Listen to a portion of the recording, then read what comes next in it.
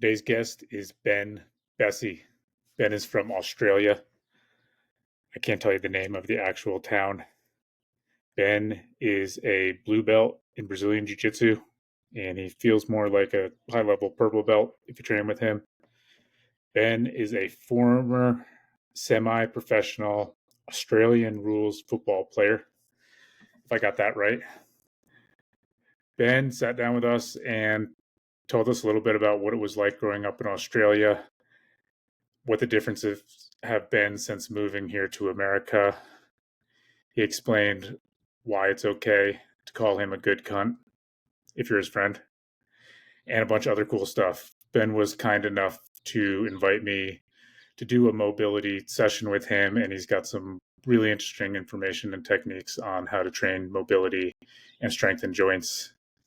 You can find him on Instagram at Ascend Movement Training, and his website, I believe, is ascendmovementtraining.com. And all that will be in the show notes. Enjoy. All right, let's go then. Let's do it. Ben, where are you from? From Australia. Whereabouts? Down the southernmost tip of the mainland. So I'm about an hour away from a city called Melbourne, along the surf coast of Australia there in a small town called Anglesey. I lived there for like 3 or 4 years before I moved here, 2021. But growing up, I did spend most of my time around that area, Melbourne, the city as well. Yeah. Okay, so in Australia till 2021. Yep. Okay. Yep. Cool. Well, welcome. Thanks, man. America's awesome. Welcome to America. I love it. When you moved to the U.S., where'd you move to? Originally moved to Michigan. We spent a year there, and because my wife, she's from Michigan, and then from there we moved to Bozeman, Montana. Okay. In 2022. We left Australia in the middle of COVID. It was pretty intense there in 2021. Running a gym and doing what we do is just like hard to do that when like everything was super locked down and everything. So yeah, we thought we'd come here, and definitely wasn't as bad as lockdowns and things like that here. So yeah, it was a good move. Cool. We loved it. How'd you meet your wife? Met her in 2018 when she was studying in Sydney. Okay. And then my mate called me up one night. He was friends with her friends. He's like, hey, come out. I got the 2 American girls to hang with. And I'm like, it'd be silly to say no. And then, from there, we met that night and we kept hanging out. And I was traveling to Central America at the end of that year. And I'm like, hey, come along. We'll go travel around a bit, and the rest is history. Cool. She moved to Australia, and then, that's where it all started. Cool. Do you have siblings? Yeah. Yep. Got an older brother, younger sister. And they're still in Australia? Yeah. Whole family's still there. Your folks were just here, right? They were. Yeah. Yeah. My dad loves it, man.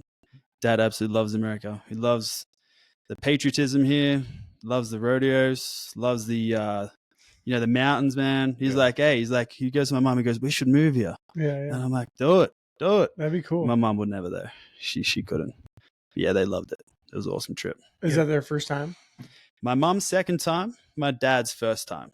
My mom, the first time she came around, she done they went to Vegas, Disneyland. So they done that whole spiel. And I was like, let's try get out to, the national forest and the mountains this time around. And that's sort of where we went. And it was awesome. Took them to Glacier, Yellowstone National Park, and just all around here. And they absolutely loved it. Awesome. We got mountains in Australia, but not quite like this. So it's cool to see. Nice. I feel like Vegas and Disneyland are not the best descriptions of America. But that's where, in Australia, people's perception of America is generally based on those big cities. Yeah, and it's on TV. Yeah, and it's like that New York, LA thing, and they travel to America, and that's where they base their observations from. But it's like, you gotta get out. People forget the diverse landscapes you guys have here. Mountains, rainforests, deserts, it's crazy. So, right. It's awesome. You said your siblings haven't been here? My sister has. Okay. Yeah. Here to Montana or just to America? Just to America. Okay. Yeah. Gotta bring them out. I know. Get the whole family coming. That'd be sweet. Yeah. Yeah, your folks were at the rodeo, weren't they? Yeah. They must have loved that. They did, man. They did. There's not much more American than 4th of July rodeo in Montana. For sure. Yeah.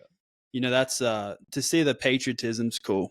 I think that's one thing. Like, my dad's pretty old school, and in Australia, there's not quite much of that anymore. So for him to see that here, I think was pretty awesome. Yeah. That is cool. I'm gonna take What's care of that? him What's real the vibe in Australia like? At the moment, there's just like almost like a bit of an identity thing going on there.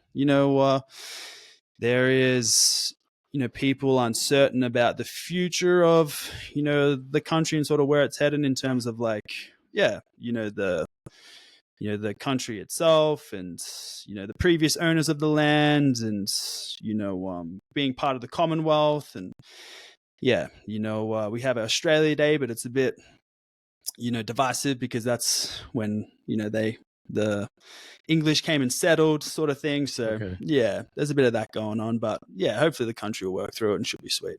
What's up with the guns? Is there no guns there? There's no guns. Have you done any shooting since you've been here? Yes, I have. How do you feel around guns?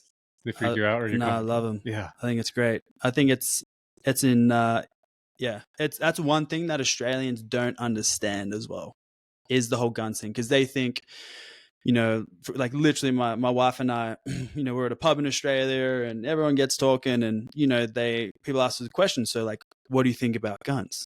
And we're like, we think it's okay to have a gun, using it responsibly. Like, okay, so you're for mass shootings then, and it's like, they go straight to that extreme. And it's like, no, it's a lot deeper than that. And especially coming here and spending time with the people, you sort of see that, it's a part of their culture, and being in the, the First or Second Amendment, the right to carry in the Constitution. I should know that off the top of my head, but it's definitely one of those. It's definitely one of those. So like the people don't quite understand the deep cultural component that it has here. And, it's more than just, that surface, like, oh, I just have a gun to shoot things. It's a bit more than that here. But definitely for it, for sure. Kyle, what amendment is it for guns? The Second Amendment. Okay. Yeah, it's the second.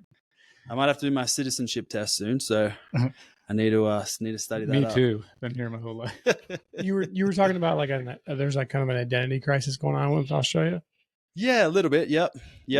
Because right now, like being a part of the Commonwealth and there's a bit more awareness for the coming to light about the past with the native people, the Aboriginals there, and like for example, like Australia Day, where we would celebrate our country, no one really celebrates it anymore because that's a day that people say that the country was invaded. So they're sort of working through those social things, and but hopefully the next couple of years it all gets sorted out. I think we should break away from the Commonwealth. I think that'd be cool. Do what you guys done, that'd be great. It seems like some things we've done. It seems like the Commonwealth is like an old idea. Yes. Right. It's like, I don't know. Not that I'm educated on the topic, but I'm not too educated either. It just seems like, why would you still be part of the Commonwealth now? For sure. It's been so long. Yes. And everything's already in place. So I guess what things would not be in place if you were not part of the Commonwealth? I don't know. That's probably for sure. But I don't know. Yeah, maybe it's more political and economical freedom. You sort of look at the countries that are still associated with the Commonwealth, whether it's like New Zealand, Canada, what those economies are doing. Very similar things and correlations happening with Australia. If you break away from it, can you sort of start to implement different things from an economy perspective? But I have some clients that come here every year from New Zealand, and there's a lot that they're not happy with in New Zealand. Oh, really? And the big one is taxes. Yeah. For their taxes, they're paying almost 50%, if not over. I don't know if it's the same in Australia. It's very similar. Like in Australia, the median house price is around 1.2 million. Okay. So for example, you would need to, earn, or it's like 8 times your salary you would need to earn in order for you to be able to purchase a house in the major cities. There's, the interest rates, cost of living right now, like to fill up, like my dad, when we were visiting, he couldn't believe that it only cost $60 to fill up the truck. It cost him $250 to fill up his Toyota in Australia. So there's a big cost of living. He's got a Hilux? He's got Prado. Okay, yeah. Yeah, Cool. I used to have a Hilux when I was younger. Yeah. That was my first car, man. Prados are cool too. Yeah, Prados are cool. I should have kept my Hilux. I sold it for so cheap. I sold it for like 10 grand. Sweet. Now they're worth like 35, you know, Yeah. and they go forever, these things. I don't know anything about them. So it's basically like, so they have, these are diesel ones too, yeah? Yeah, I did diesel, yeah. So they make like it's basically like a different kind of version. It's like between like a 4Runner and a Tundra, but it's diesel. Yeah. And then they make like, it's a slightly different between like an FJ Cruiser and a Land Cruiser, and they call it a Prado. Yeah. So it's kind of like if you were to blend the two together, and then they also make them in diesel, and they make them in like 6-speed manuals. Did you see his FJ in the driveway?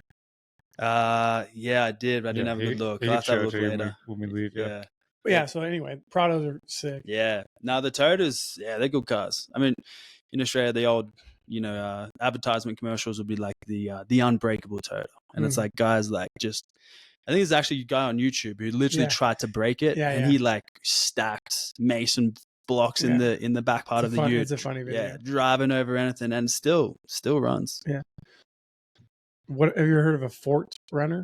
Fort Runner, no. Yeah, that's like they have them in like Central and South America. Oh, okay. And they're like a Prado, but they're nice. They're a little nicer than a Prado. Yeah. From like a luxury standpoint. Yeah. And they're called a Toyota Fort Runner. It's like a smaller. Yeah. It's like a mid-size SUV. Yep. Yeah, we have like the troop carriers as well, which are good. Mm-hmm. They go forever. You can clock up like 800,000 Ks on those things. Yeah. But it's weird how we have some models in Australia, and then you can't get some here, and then vice versa. And it'd be cool if we could get the Tundras there. They're pretty sweet. Mm-hmm. But yeah, it's interesting. So what was it like being a kid in Australia growing up? Pretty sweet. Yeah, it's good. You're in a big city. How big's that city? That city is about, at the time, probably around 4-5 million. Oh, wow. It's probably like 6 million now. Well, I actually grew up in the country about an hour away from there until I was about 12. And then like a small sort of country type town. And then parents wanted to move to the city because that sort of would mean possible opportunity later on growing up. And yeah, the town itself, Melbourne, it's a good town. Like a lot of sport culture, good food, good eating. There's always something on. And it was a good place to grow up. Before you moved, like when you were out in the country, how far were you from the coast? I was about an hour away from the coast. Okay. Yeah. So did you spend a lot of time in the ocean? For sure. So I fell in love with surfing when I was about 12. Yeah. And I was knocking on my dad's door every weekend, asking him to go for a surf. And lucky enough, he developed that passion too. And at least once a week or every second weekend, we'd be driving down the coast for the week and or just for the day. And we started surfing at that age. And then as soon as I got my license at 18, I was down there as much as possible. But it was about an hour's drive, which was sweet. And then that's what really drove us to move down there later on in life as well, just to be closer to the ocean and try surf as much as I can, even though I moved to Montana and I'm about however long. Like in the middle. Yeah, they do it. I guess in the spring, there's a wave in Missouri. Yes, I hear. That's pretty good. Yeah, I heard it gets like pretty busy there. Didn't your buddies go there one year? Yeah, I had some friends visit from San Diego, and they went. Wow. Like in June. They came up, and then they went and they surfed it. Nice. What did they say? They said it was a good wave. Really? Yeah. Sweet. Yeah, I heard it gets like pretty territorial there too. Like some local dudes. That's like all of Montana. Yeah. I guess actually it makes sense. You could get territorial over the one wave. Yeah. I mean, yeah. It's the only one in the state. Because you really have to take your time. There's like a line formation to even a river wave. Only one person can be on it at a time. So you can't cut in front of the line. And sure. Yeah. Okay, so how old are your siblings? Brother is 34 and my sister is 25. You're what, 30? I'm 31. 31, okay. Yeah. Okay, cool. So you're kind of right. You guys spent quite a bit. I would imagine you guys spent quite a bit of time together. Yeah. Your age gap isn't that much. I guess it's like 5 years on one end, right? And what's the other age gap? Yeah, it's 5 and 3. Okay. Yeah. Definitely when we were younger, we spent a lot of time with each other. But as we got older, definitely had different interests. which is totally sweet. And, my brother, he was into like theater and music, and I was like sport, surfing, playing Australian rules football. And yeah, my sister, she was a bit sporty too, but it was like a bit of a big age gap. And yeah, when you're like 21, you're not really going to hang out with your 15-year-old sister too much. That's right. But yeah, just that natural thing. But then a few years later, you want to hang out with her friends. That was a bit too young. I mean, she would have given me too much shit, so I would never have done it. That's for sure. Yeah. What's the main sport there? Football? Main sport is Australian rules football. Okay. Yeah. Australian rules football. Yeah. Got it. What are the rules? What's the difference in the rules? So it's essentially played on an oval shaped field.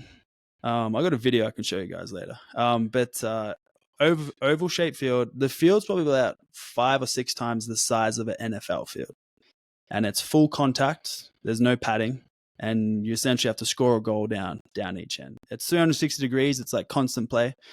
And yeah, it has contact. We handball. We kick the ball. Is it like rugby? It's not rugby. No, it's not rugby. No. Okay. It's very hard to explain and picture without a video. The shape of the ball is like an American football. Think like American football, but a little bit bigger. Okay. Yeah. Because there's a lot of punters coming from Australia that start punting in the NFL. That's because of Australian rules football. And, we've grown up essentially kicking the football in a very similar fashion. But yeah, that's the main big sport. And yeah, I started playing that when I was 8. And then I stopped playing when I was 26. I played semi-professional for about 5-6 years. And it was an awesome time. What positions did you play? I was like a defender. Okay. Yeah. So you tackle the shit out of somebody. Yes. Yeah. Tackle, spoil, but then you have to try advance the ball down towards the other end of the field to try get a scoring opportunity. But yeah, I was like, because you have different types of plays. You have the very speedy, agile plays. You have the ruckmen who are very tall, and everyone has their different roles.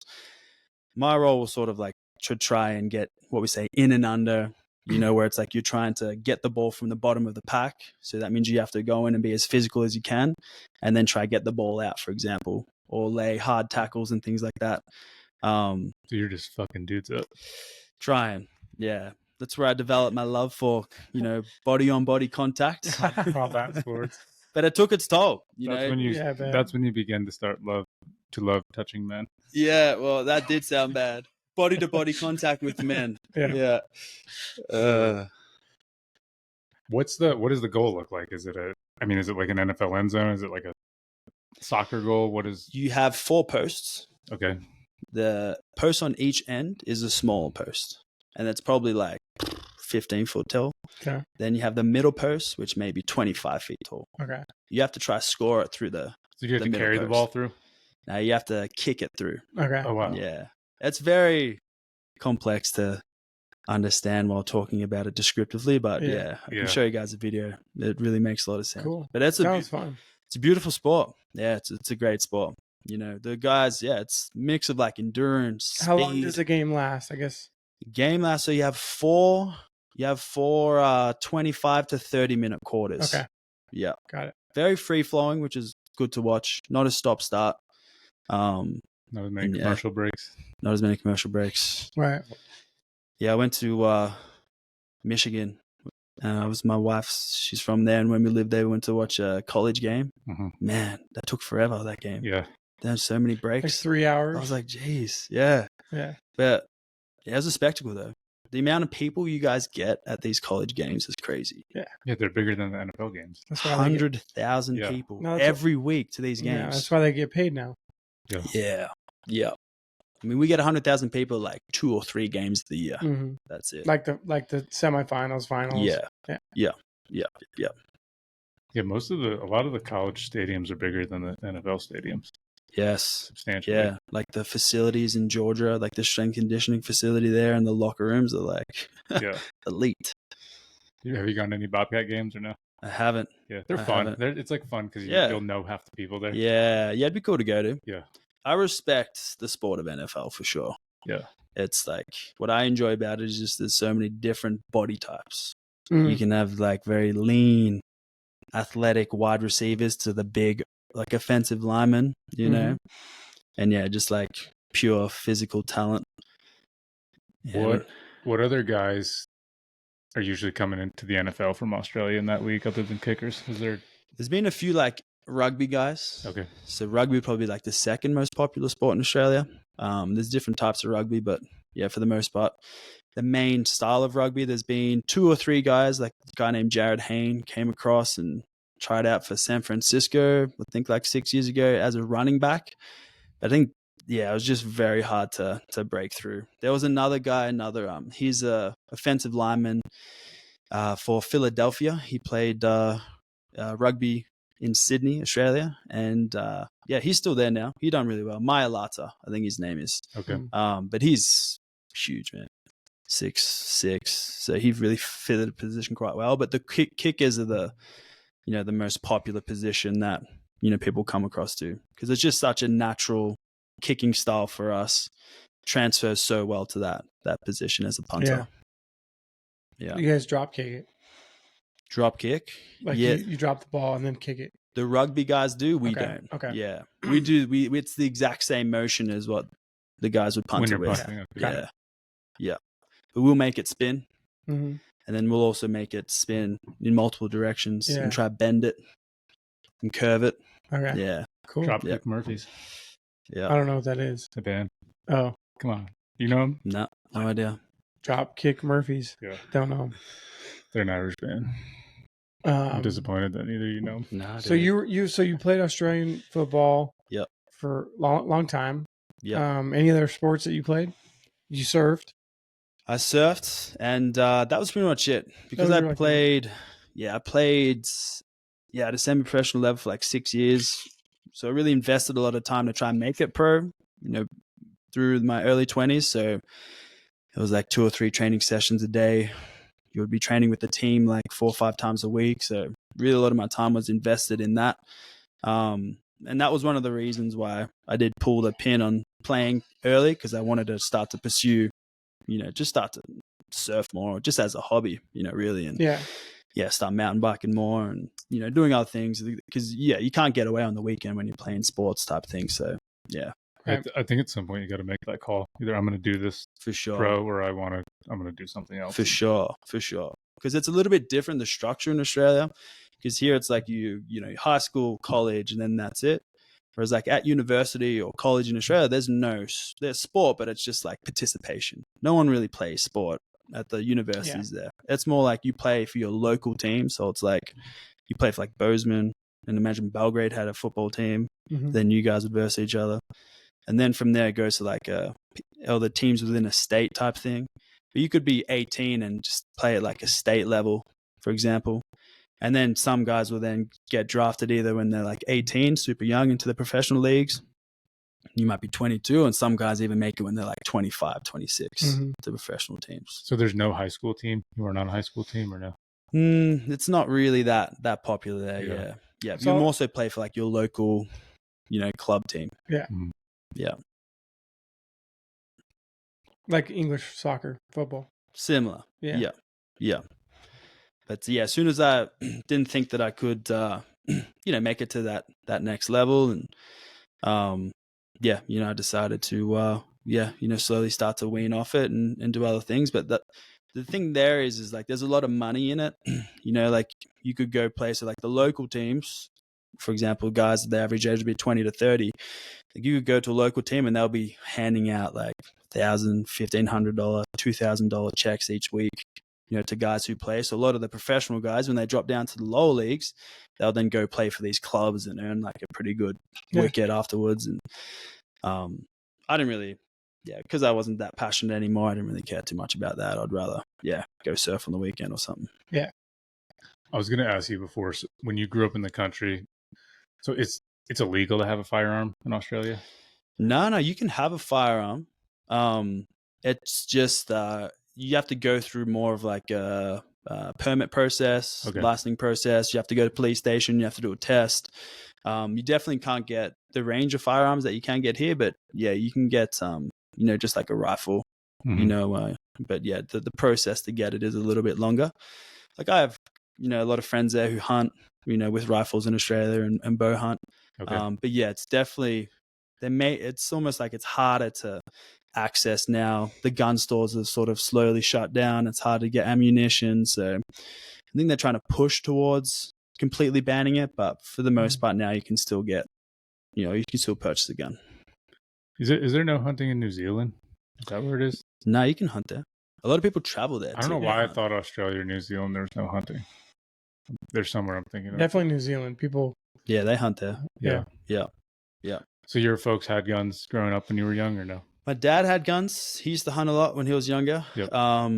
But he didn't really hunt too much when we were younger. Yeah. But yeah, when he was growing up, he hunted. Yeah. Have you done any hunting or no? Done a little bit in Michigan. Okay. I really wouldn't call it hunting, but yeah, I've sort of was brought along to a process where they're just gutting the deer, and I do have a brother-in-law out there that loves to hunt, but it seems though it's a lot different to hunting out here. Supposedly, like there they seem to just sit in the blinds and throw some feed out and shoot the deer when it comes along, whereas here it seems like they're actually trekking through. Yeah, it depends on the state. Yeah, I mean, where I grew up, that's what's more similar to tree stand hunting. Yes, you're waiting. Where I grew up, you can't. It's illegal to bait them.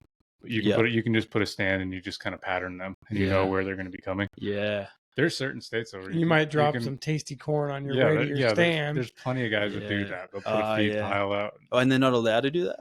It's illegal in a lot of states. Really? But if you drop some right in front of your stand on accident, you leave it there. I don't know. I don't hunt, but that's what I would think about doing. Damn. Yeah. It would feel weird. I mean, because I grew up mostly archery hunting, so it always seemed like a challenge. Yeah. And it seemed like a fair fight. Yeah. If there's such a thing. Yeah. But to put a feed pile out and have a rifle.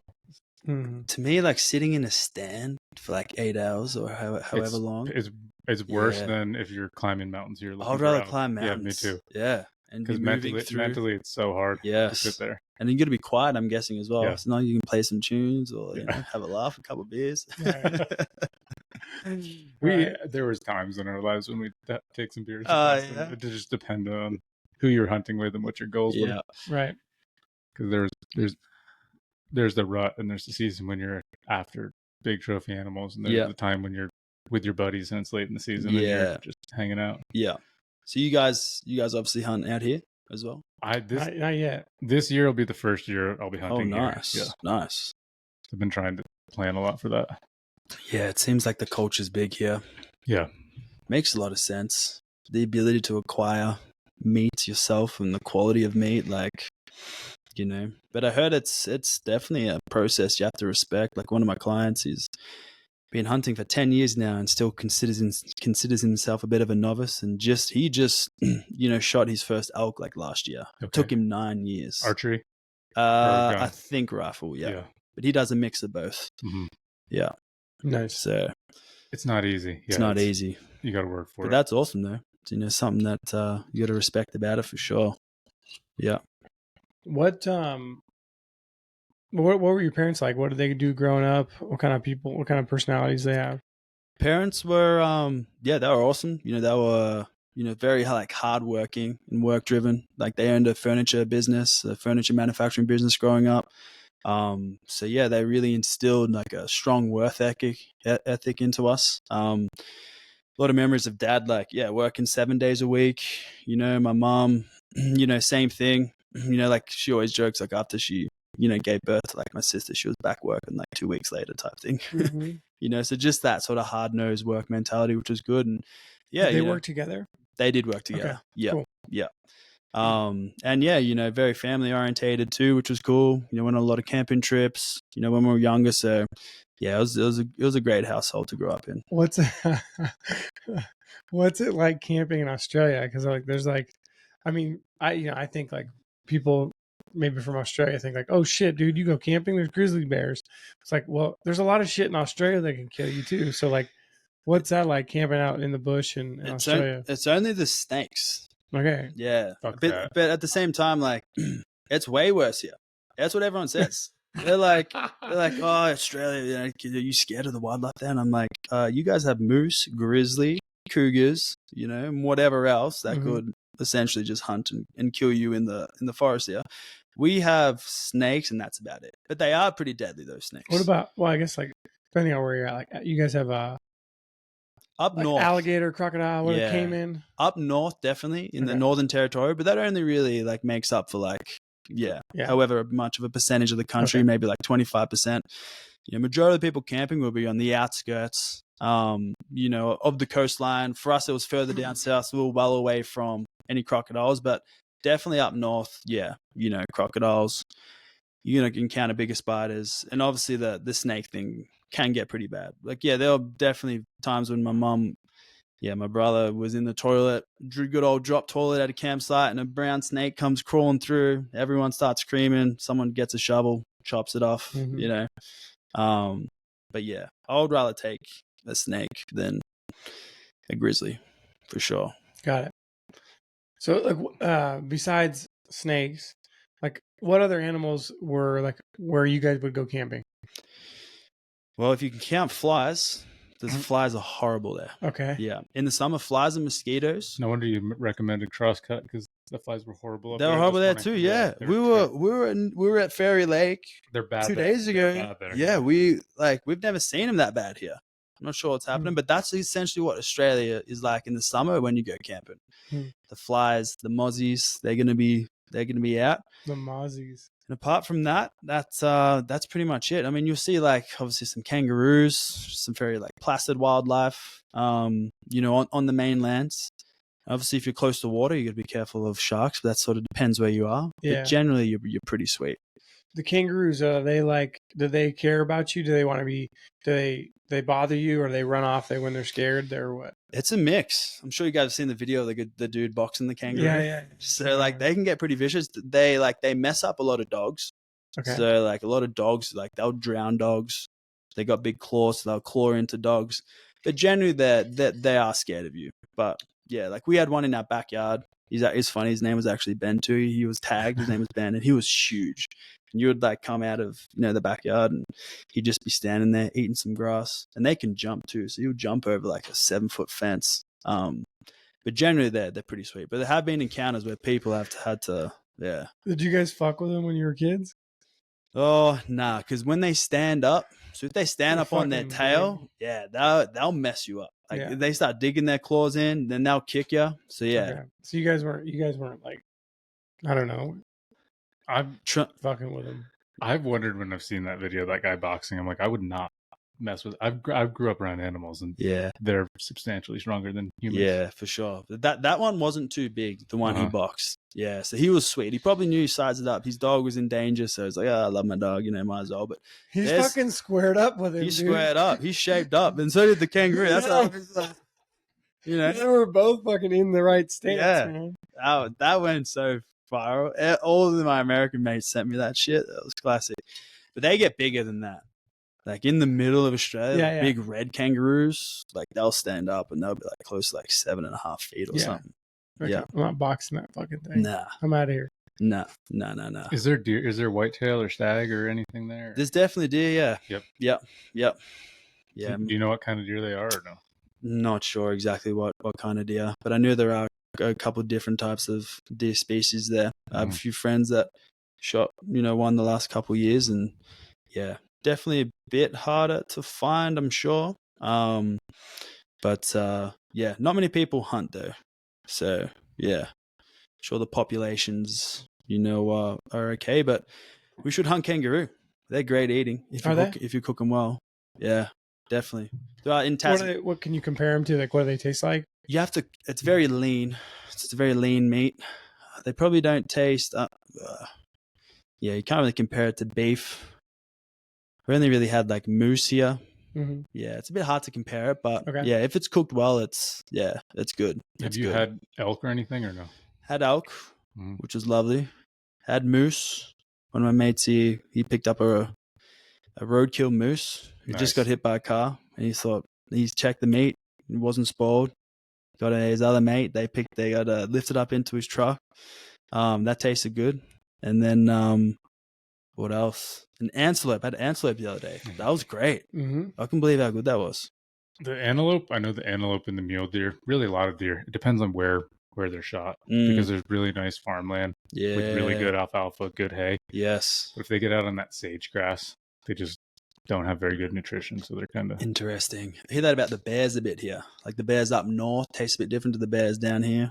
I don't know. If they're eating berries up north, that's what I've heard with the berries. Almost the meat or like the muscles. Blue. Yeah. They get like real sweet. Yeah. Yep. That was a thing when we raised pigs. It depended on what you'd feed them, because you could feed them. Sure. We had a dairy farm, so you could feed them a lot of milk. Nice. But you wouldn't want to feed them too much milk because it'd be almost watery. Yeah. Nice. But if you mixed that with some corn, that was some good tasting beef. Yeah, sweet. It makes a or big good tasting beef or good tasting pork. Yeah, my bad. Yeah. It depends on what they're eating. Yeah. But I think the bears on berries, that sounds good. Yeah. I'd love to taste that. So you grew up on a farm? Yeah. Nice. Dairy farm. Dairy farm. Yeah. Nice. Producing obviously dairy. Yeah, just milk. Yeah. Cool. We always had some pigs and a horse and all that stuff. You ever drink milk just straight from the teat? Not straight. You know what? I haven't thought about this in a long time. There used to be a group of Mexicans, and they would come to the farm on Sunday mornings, and they would pay my mother or our family essentially to come, and they would have this essentially instant coffee, and they'd mix some alcohol in it. It smelled like rubbing alcohol. It was that strong. And then they would milk the cow into the cup. Wow. And they'd drink it, and they'd just get drunk. Wow. It was a party for them. Wow. But they'd be like, yeah, here's a couple $100 and we just hang out. This is what we do in Mexico. Wow. So it was their tradition on like Saturday morning or Sunday morning, because they'd get drunk, and then their hangover would be gone by the evening, and they'd want to go to work the next day. Wow. So instead of drinking late Sunday night, they just start at 5:00 Sunday morning. That's smart. So Yeah. I'm gonna have to talk to your mom about this. This is awesome. Yeah, you got to ask her about it.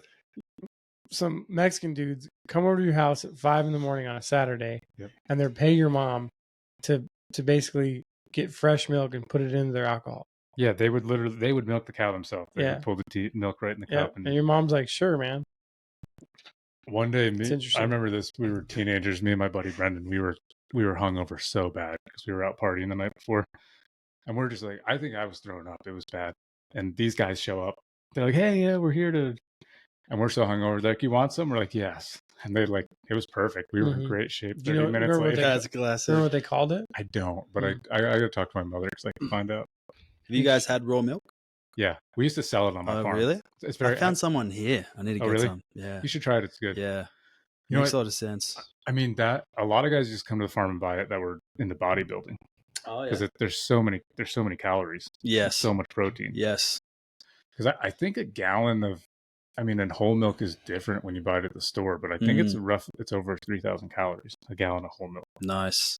I'm sure, definitely probably a higher protein intake, and sure it's a lot better in terms of like the microbiome in there and everything as well. Yeah, it's when you don't pasteurize it as much and get rid of all the healthy nutrients from it. You should talk to his mom about that. Yeah. You're in the fitness industry. Have you heard of GoMad? GoMad, no. It's a gallon of milk a day. Oh wow. So these guys are drinking this to put on weight. Oh, like guys that that's crazy. You can put on a lot of weight. Well, I don't know maybe why is there certain guys that just can't put on weight? Oh, I don't know. It's interesting. Yeah. It depends. Well, obviously genetics plays a massive role in it, but generally, again, you probably look at like protocol as well. Like, are you really hitting your calories? Are you consistent with it? You think it's most likely something they're doing that they're kind more of like a behavioral type thing. Yeah. At least you'd want to start there and then assess it from there. But that's like the same thing. People say, I can't lose weight. Yeah. Sure, if you put someone on an island with very minimal food, they're going to lose weight. Yeah. If you get someone to eat in excess, they're going to put on weight. Yeah. People have high metabolisms and things like that, so they probably process food quickly. But there's definitely like some genetic and other factors that come into it. But mostly they're just may not be following something strict or a type of strict plan. That makes the most sense. Yeah. What's the stuff everyone takes now to lose weight? Ozempic. Yeah, Ozempic. I've just kind of generally heard about that shit, but it's like, do you understand how it works or what it does? I don't understand the mechanisms, but overall, it's essentially just like a weight loss drug that suppresses your hunger. Again, I think anything external in that regard, it's going to have side effects and a consequence to it. And with that, there are definitely side effects that aren't too much communicated about. So, yeah. I would just remember hearing this since I was a kid. Nothing in life is free. So yes, there's a trade-off. If you think that you're just going to take some pill and lose weight, and there's no 100%. And yeah, I mean, there's examples everywhere like that when it comes to, changing your biology in some way. You look at a lot of dudes on the juice as well, a lot of young kids taking testosterone and things like that and the side effects that has. So yeah, there's trade-offs everywhere for sure. Yeah, I wondered, because they say that if you're a young kid and you're taking testosterone, which is common. That's common. It's crazy. The implications on heart health long term, because they're trying to like have their results happen now, right? Yes. So like they don't want to put in the work for the next year, I don't know, whatever, right, or a year and a half or 2 years, right? They want to see like the results in 3 months, 6 months. And it's also the societal influences as well. Social media plays a big factor. You look at, there's like a few young bodybuilders now and they have massive followings. Majority of them are obviously young males, so they'll probably aspire to be and look like them, and that forces them into taking those sorts of things. Wasn't there a pretty young guy that passed away within the last year or two? He was a pretty famous blonde guy. Yeah, really from Europe. Yes, he was young. Was he even 30? Yeah, there's a lot. I think he was around. I think he was just 30. Yeah, there's a lot of guys like that have cardiovascular problems. It's sad. Well, like Huberman talks about it, but you hear how bad mind-altering substances are for your brain before you're 25. Yeah. I wonder if that's the same thing to your body with steroids when your body's trying to grow and you're essentially forcing it to grow. Yep. At least till you're 20, because you're not even, if you haven't even completely gone through puberty yet. Yeah. I think, definitely, Yeah, but I'm saying, like, if you start taking testosterone at 20, like, you're going to fuck your body up. Probably the way it produces hormones, yeah. Yeah, that's what I mean. It's like, you should be producing a lot of testosterone at 20, right? Naturally. And so if you start taking some, I would imagine that your body's going to react to that and be like, well, you're taking it, right? I'm getting it in a different way. So you'd probably stop producing it, right? Yeah, well, that's the thing is when you start taking it, you then have to continue it because your body will stop producing it naturally. Right. But yeah, that's the thing too. It's like a lot of young kids don't realize how much of their environment and what they put into their body influences their testosterone. It's like most of the guys on it, if you ask them, like, hey, are you actually hitting a set amount of protein each day? Protocol 1 gram per pound of body weight. Are you sleeping 9 to 10 hours? You start going through that list. From there, there's like the products you put on your skin that are all endocrine disruptors, all that stuff plays a massive role. Can we talk about that? What do you know about that? This is something I've recently kind of become aware of. Kyle always asks people if we can talk about things. Yeah, for sure. We're going to talk about it, okay? Yeah, for sure. I'm telling you, we're talking about it now. I'm not asking you. Yeah, for sure. It's not my specialty. My wife, she really has dived deep into this subject. But yeah, not quite my specialty. But yeah, it's crazy when you think of the chemicals in your environment. For example, if it's from the shampoo you wear, the deodorant you wear, if it's from when you go to a gym and you see the spray, for example, the gym I go to here, you look on the spray and what's in there. You mean and how hazardous the stuff to like clean your hands with or clean the mask? And how they say if you get it in your eye, you should go see a physician and wash it out immediately. Like people forget, like your skin can absorb so much of this. 100%. And then it's the clothes you wear too, the underwear you wear, all of it, the polyester. What kind of underwear you got, bro? Organic cotton, man. Organic cotton. Yeah. Thanks to my wife. Yeah, she's all onto it. It's good. So yeah, it's huge. It's huge. And then when you look at obviously not to go too deep down the rabbit hole, but cancer rates in society now, and not to mention the chemicals within food and the processing that occurs. Glyphosate, what most vegetables may be sprayed with. Yeah. It's everywhere. Someone was just telling me this and I didn't think about it, but they were saying that the more important vegetables or fruits, if you were to compare like a banana to an apple, because you don't eat the outside of the banana. So that you'd be the main thing you want to worry more about is that, you just want to worry that your apple's organic because you're eating the outside that physically got sprayed. Like an orange, you take the peel off. Yeah. And what are things like in Australia with the chemicals and kind of how they do farming and and ranching and things like that? What are kind of the laws or Very similar. Yeah, very similar to here. Okay. You have your organic farmers, your non-organic farmers, same, big organizational, supermarket chains, for example, your Safeways, most likely non-organic type produce. And then just the smaller, farms, the smaller type supermarkets being your organic stuff. So yeah, definitely it's not mainstream as it should be. It's definitely seems to be, people have more awareness of it, but yeah, it's still, not quite prevalent for the importance of eating organic. But yeah, I think it's massive, absolutely massive. My wife, it was really interesting. When we moved from Australia to here, we went to Michigan, and it was just really hard for us to find organic produce. And after she was eating in Australia for 2 years, we really made sure we're eating from local farms and things like that. And we probably had 2 months where it was just normal supermarket food, and we both reacted. Her skin reacted. She is quite sensitive to things that are sprayed as well, and it was just really interesting when we went from eating super clean to then you have 2 months where it was transitioning to a different food system, how your body sort of reacts. What happened? What are some of your guys' observations? Yeah, so for her it was, she had a skin reaction. Mm-hmm. Yeah.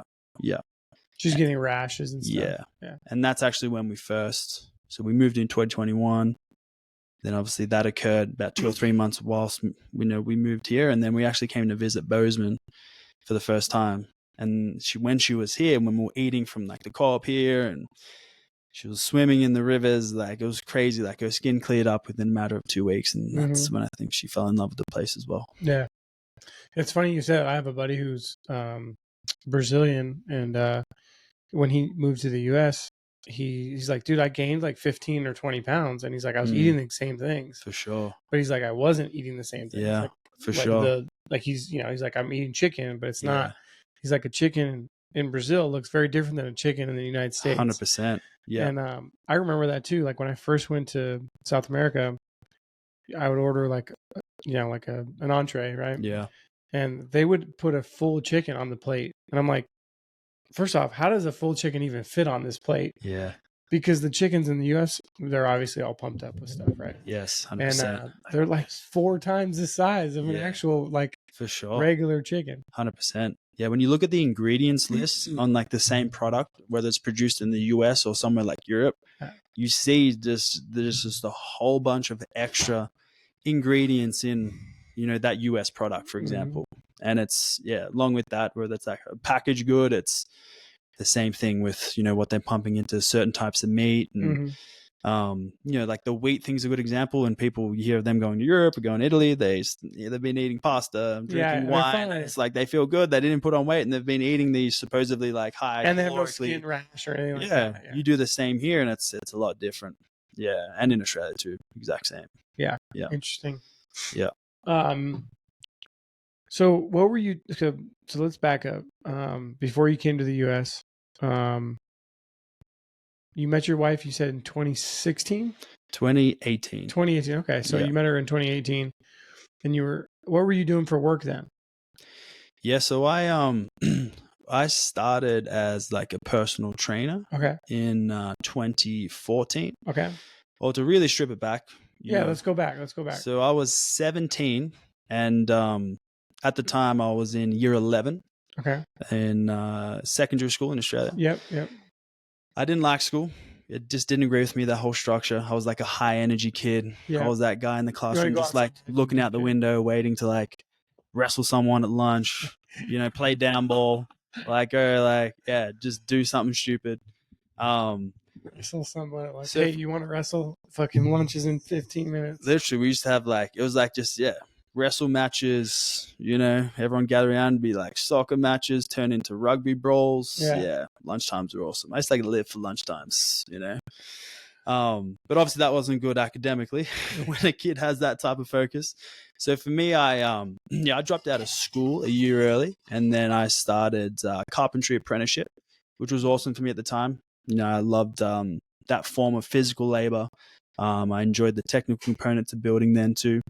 That lasted, from there I worked 3 or 4 years in that industry, and then from there, that's when I was 20, I wanted to start taking football more seriously, and to work 8-9 hours on the tools, and then you have to go to training at night 3 to 4 times a week, training for 4 hours, for example. It just kills you. Brutal. Yeah. Brutal. So I sort of also had a desire after working for 3 to 4 years so early that maybe there might be a bit of a smarter way to make a living where I'm not taxing the body so much. So I got a personal training diploma. And then from there, I also went to university and started studying a little bit later on at the age of 21. During that time, I was studying, working as a personal trainer, playing football, which was cool because my schedule was a lot more open, a lot more flexibility. Then from there, I finished, my degree in business in 2015, and then I started working as a, personal trainer more, full-time after that. Okay. From there was a few years where I was traveling and, I was 25, just sort of cruising around, not really taking work too seriously, more so just, saving for overseas trips. And then, I had a big trip through Central, and throughout that period, I was traveling through Southeast Asia a lot and a couple of surf trips here and there, which were awesome. And that's obviously where all my money went. Yeah. Which is, to me, it's one of the best ways to spend your cash is to get overseas, which I absolutely loved. And then, from there, I started to get more experience, sort of in strength conditioning and personal training. And then at the end of 2019, we opened up our own business, and that's all where we started to specialize more in the strength realm, but more in sort of chronic pain, rehabilitation, joint mobility, breath, posture. And ever since sort of 2019, we've been running our business. Ever since. What is the business? The business is called Ascend Movement Training. Okay. And we specialize in strength work. We, specialize in a lot of jiu-jitsu guys at the moment and girls. A lot of people come to us with broken bodies, shoulders messed up, hips messed up, spine messed up. So we help them move better. Teach them how to breathe properly, work on postural stuff, imbalances, and as well as get them strong and things like that. So you guys took that from Australia to Michigan to Montana? Yeah. Okay. Yeah. Cool. Yeah. Then we moved so we ran our business we opened up the business first in Australia in 2019. And then we ran that there for a couple of years, which was awesome. We're like a small coastal town. There wasn't much going on in terms of like the PT or personal training space there. COVID hit, super hard to run a business or gym type business in Australia at that time. And then we moved to Michigan for a year. That's then where we opened up a 5,000 foot facility there, and we were training. We got a good contracts training, ice hockey athletes there, which was cool, along with all the chronic pain stuff. And then from there, we decided to move here in 2022, and we sort of run an in-person business here and, mix in some online stuff as well. Okay, cool. Yeah. It's awesome. Yeah, it was during COVID, our gym, jiu-jitsu gym mostly, was open. Yeah, that's awesome. That was when I started. Yeah, that's sweet. I started. When did you start? 2020. Yeah, nice. And we had essentially pods of people. So there was 10 people, and those were the 10 you could train with. That's so good. So you had to pick. You could only pick one time slot. Yeah. And then you could only go with your set group of Nice. people. That's when I met Chris. You remember Chris? Chris is, what is he, 50? I think he's in his late 40s or 50. But we became good friends because he was in the pod essentially. So but I don't know. I think I probably got COVID a couple times. I think everyone did, but it was great that we were in Montana and they were letting Brian do something to. Australia was the worst. Yeah, the opposite from what I understand. The most lockdown state in the world and the city. Like you could only leave your house within a 5 kilometer radius. So I had friends that were like 7 Ks out of the house, and they would give you fines, and like you had to ask permission. I had to ask permission to leave the country. Masks mandates were like pushed super hard. People were condemning those that weren't vaccinated. Is the Australian government, I guess, oppressive? A dictatorship. Shed some light. That's shed some light definitely. Because I wouldn't have ever thought, like, Australia seems like such a chill, in a sense, like a liberal place and like very free. Yes, sure. I've never been there, but I'm just saying, like, that's what I thought before COVID too. there was a lot of that's how it was during COVID for sure. Yeah. No, but I'm saying like before COVID, it was a very liberal place that was very free and people could kind of move about and make decisions for themselves. Yep. You have you had a lot of freedoms and the same as here, you know. The rights to do whatever in the bounds of whatever the law is. All the Australian people I've ever met, they seem very independent and they seem like they're generally independent thinkers. Yeah. Do you think that's a pretty good stereotype? Yeah, for sure. You know, you'd never think that they're bound to, you know, any format of control or anything previous COVID, for sure. But, you know, at the same time, when you sort of look at how COVID occurred and why there was so much compliance, it sort of does make sense with the small, you know, sort of political structures, social structures that were in place, you know, and for example, people's ability to conform to political control, even if it is in something quite small, that sort of all made sense. Like, for example, like cigarettes cost $60. Government imposes taxes on that. For example, if you were driving down the street, there's cameras, you know, recording your speed. You know, my dad just got a fine for $350 because he was 5 kilometers over the speed limit. And he like didn't even see a cop. It's didn't even see the camera. It's just the camera. Gave him a ticket. There's a seatbelt camera. Yeah, that would fucking bother me. You know? So it's like all these little things over time sort of gets people used to that much control. Yeah. And then COVID hits and then it's okay, well, you know, let's conform to, you know, sort of what they're saying. But you know, the whole dynamic was definitely scary, you know, because you didn't have a position of thought and too many people questioning. And, you know, for example, I know a lot of people who essentially lost their job or they were forced to get vaccinated. Like there was billboards saying no jab, no job all over Victoria. Yeah. So it was like, you know, the people were scared into conforming. Yes. And so, yeah. Yeah. And my wife and I, we obviously didn't quite align with what was happening. And she's from Michigan. Yeah. So she was like, let's go to America. Yeah. Freedom. And then, we came here and we were traveling around, went to Texas and you know, definitely wasn't nowhere near as locked down. Like if I felt, it was brutal. Like a lot of people I spoke to that are my age, they felt as though they lost like 2 years of their life. They spent 2 years like just sitting around at home because they couldn't leave. Like you couldn't leave your area. You couldn't leave the country. You couldn't go travel. Like, it was intense. It was intense.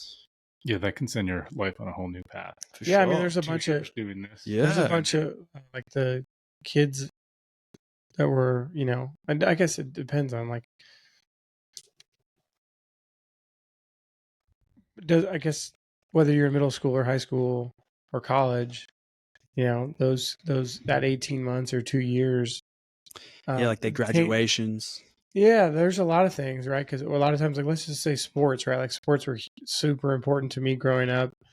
Like, if you canceled my fucking season, I'd be fucking pissed. For sure. I would lose my mind if I was 16, 17 years old.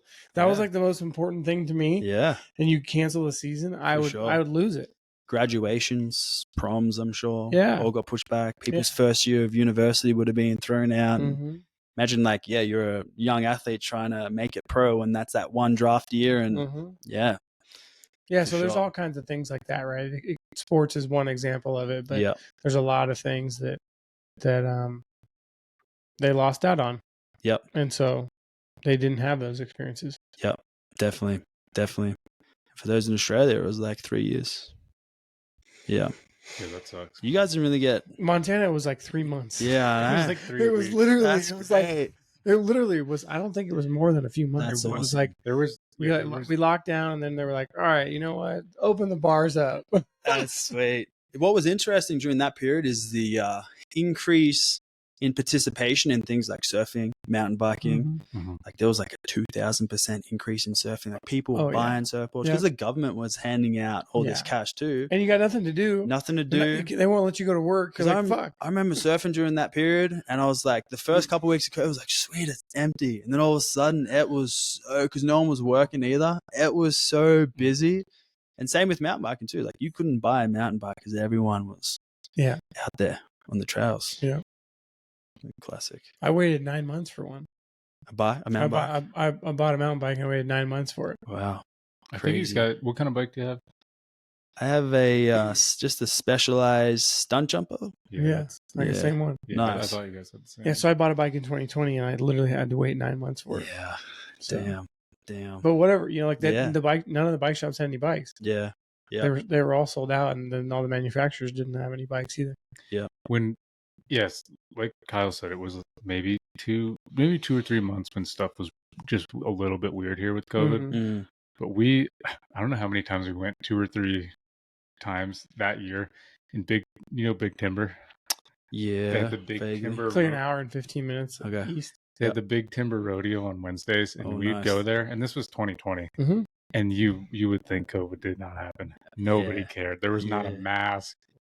Everyone just had a Trump hat on. That's awesome. But it was you went there and you were like, this feels so normal. Yeah. It just felt great. Again. Yeah. It felt great. Yeah. It was. How many 4-patty cheeseburgers was I eating? You couldn't have been happier. And it was an hour from here, but you just get out of this city, which isn't even that bad. But yes, this city, Missoula and Billings is where you felt COVID the most in Montana. Yeah, man. I remember, like I was in the surf car park at the time, and my wife knew this guy. I went to go shake his hand, and he wouldn't shake my hand, And it's just like, if you didn't have a mask on, people were telling you. People were telling you, enforcing those rules to a crazy extent. Yeah, there was some really weird stuff going on there, that's for sure. But it was refreshing coming to the States in 2021, which was cool. That's for sure. Mm-hmm. Yeah. It was hard to run a gym. That was the one thing. We had an outdoor gym too, and they were closing gyms down, and we were like training people outdoors. We were trying to slip through all the, rules and cracks, and we managed though, but it's definitely hard for businesses as well. Yeah. Small business got crushed, which was a sad thing.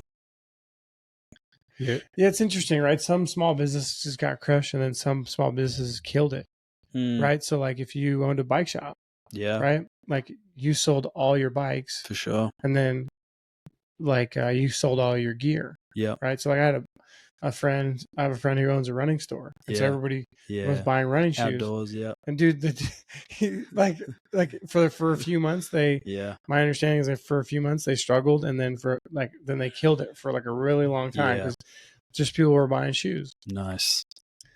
So I hear what you're saying, but like I was with him when the whole country like shut down, and we were like, I think we were in the plane together. If we weren't, then we were like driving back to the airport, and he was like calling his business partner. He's like, we got to take a loan out. He's like, we got to take a loan out right now because before all the banks shut down. Oh wow. He's like, I want to get a loan to buy more stock. This is like right when they were shutting the country down. You want to get a loan. You get a loan at a low interest rate that would give him a time to just pay his bills. Yeah, because he was like, dude, we're gonna get shut down. And he's like, I still have to pay all our bills. Yeah, and so he's like figuring out. He's like, dude, we need $100,000. And I don't think he ended up getting like a loan. Yeah, and I don't think he ever used it. But he wanted to get it just before all the banks were like, not loaning anything out. Yeah. Yeah, what's crazy during that period was the interest rates were so low and the property purchases were crazy. Mm-hmm. Same thing happened in Australia, but like coastal towns. Yeah. And some, sort of regional, like mountain towns. But like there was like a boom. We saw a 70% increase in house prices in the town that we were in. Like people were buying houses over the phone. They're like, just get me out of the city. I'm coming down. And the interest rates were like super low too. Yeah. They were basically, you get a loan for free basically. Yeah. You remember what we did for my sister? My sister and brother-in-law. Oh yeah. They bought a house here. Me and Kyle looked at it for them. Oh wow. Yeah, we just showed them some pictures and we met them. And they bought the house like the next really? week. Yeah. They didn't even see it. No. Nice. It's a great house. They love it. In 2020? Yeah. Cool. That was a good time. Yeah, because I think they got it for under 600. Oh, nice. They could probably sell it for 9 and change now. Yeah, nice. Nice. I know when I moved here, the median home price was $550. I don't know if that was in 2019 when I first came here or in 2020 when I came back, but it was $550, somewhere around there. Yeah. So when I got here, like basically a year before that, it was like 400 or 425. Yeah. You bought this place in 2019 or 2020. Yeah. March 2020. Oh, that was right when COVID was starting. Yeah, I was freaking out. True. So like the same trip I'm telling you was with my buddy who runs this running store who was trying to get a loan. I'm like, dude, maybe I should bail on this house. You know, because like I thought the world was gonna, like the financial markets started collapsing, right? Like those 3 or 4 days that I was away, I wasn't home, and like I was gonna get back and basically close on the house the next day. And I was contemplating, I was like, should I not buy this house? Like, what if it loses $100,000 or $150,000 in the first, after I buy it? Yeah. And I was like, that's gonna be stupid to buy a house at here and then have it come down. Quite the opposite. The opposite. Yeah. And so I was like, I don't think that's gonna happen. No. So. Especially to any rural, regional cities, towns away from metropolitan areas. This boomed. Boomed. Mm-hmm. Do you own your place here or no? You rent it? We own it. Yeah. Oh, nice. Yeah. Sweet. That's a good deal. Yeah. So you got the personal training thing going on now. Yeah. Yeah. Nice. Yeah. We run that. We done like, we ran the big gym in Michigan and ran a bigger gym in Australia. So yeah, we just have like a home setup going. And okay. Our real focus is more so online and cracking the online community, because we travel back and forth from Australia a little bit. We try to spend about 3 months in Australia, okay, and then the rest of the year here. So we just want that flexibility and freedom to be able to travel back and forth. And then also, we want to continue to travel, as much as we can. And having the online type setup definitely allows that. And, a gym or face-to-face facility sort of ties you down. So, yeah. Yeah, it makes sense. Nice. Yeah. It's crazy that you can do that mostly online now. Yeah, it's cool. It's cool. I mean, it's a whole nother world, cracking into that. That's online, the online business. But, definitely more of an emphasis on, things like online advertisement, Instagram. What is that like? It's a process, it's definitely a process. And the majority of it, like the foundation is definitely like your Instagram account. Unfortunately, it's the one thing I hate about the business. Like, it's almost like, to an extent, it's like the more followers you have, they think the more credible you are, but really it's just people putting in just endless amounts of time into that account, which obviously makes it grow. Making a good video, putting good content out there, the art of it all, like trying to inform, show your personality a bit, there's a lot of guys out there that, just like, put the most basic forms of content, but they grow the most, so it's sort of playing around with, different styles and types of content, and, really trying to dial it in and find what works, and, really pick that niche and, and go from there. So isn't that interesting that like people who might not really know what they're talking about, but they make a video to to like the person who is uneducated about the topic, they would be like, oh, I trust that person. They have a lot of followers. Of course they know what they're talking about. Yeah, for sure. Especially in the mobility space, there's so much of that, unfortunately. I think it would be anywhere, right? Like it could be anything. If you don't, because if you don't know anything about the topic, you can't evaluate whether I guess it's true of anything, right? Like something, if you don't know about it, you're gonna look to somebody else to inform you, right? But it's interesting if you look at other people online, that a topic that you're aware of, and you're like, that person's really popular, but they're an idiot. I do that a lot. I do that a lot, man. Especially on YouTube. Like, people get, misguided, just by superficial things. Like, for example, someone's looks. This dude might be jacked. Yeah. This one guy, for example, he might have a couple million followers. He's in good shape, the long hair, especially like the movement guys. It's like the beard, the tattoos, the long ponytails. They look cool. The content's sweet. And then they might be giving this specific scenario, a case on how to improve something, whether it's mobility wise, and it's almost them just creating their own thing and making a system from it, and not quite the most effective way of doing so. But same time, kudos to them, if they've sort of found their thing. But it's definitely not something that is most natural to my wife and I. She's in the business with me too. Getting out in front of the camera, it's a whole other thing. Yeah. To try just like be normal and like, we've tried the whole blogging thing and it's like, it does not work for us. It's just when you say blogging, like live? Or just like, for example, do like a day in a life, have a camera there, just following you around and just, just do what you need to do. You guys are not interested in that. Just not interested. Yeah. Doing this and just posting it for our friends and family is weird enough for us. Yeah. It takes. For sure. But I take my hat off to those guys, they're on YouTube that are like making some serious amount of money and they've really set themselves up, like, Nick Bear.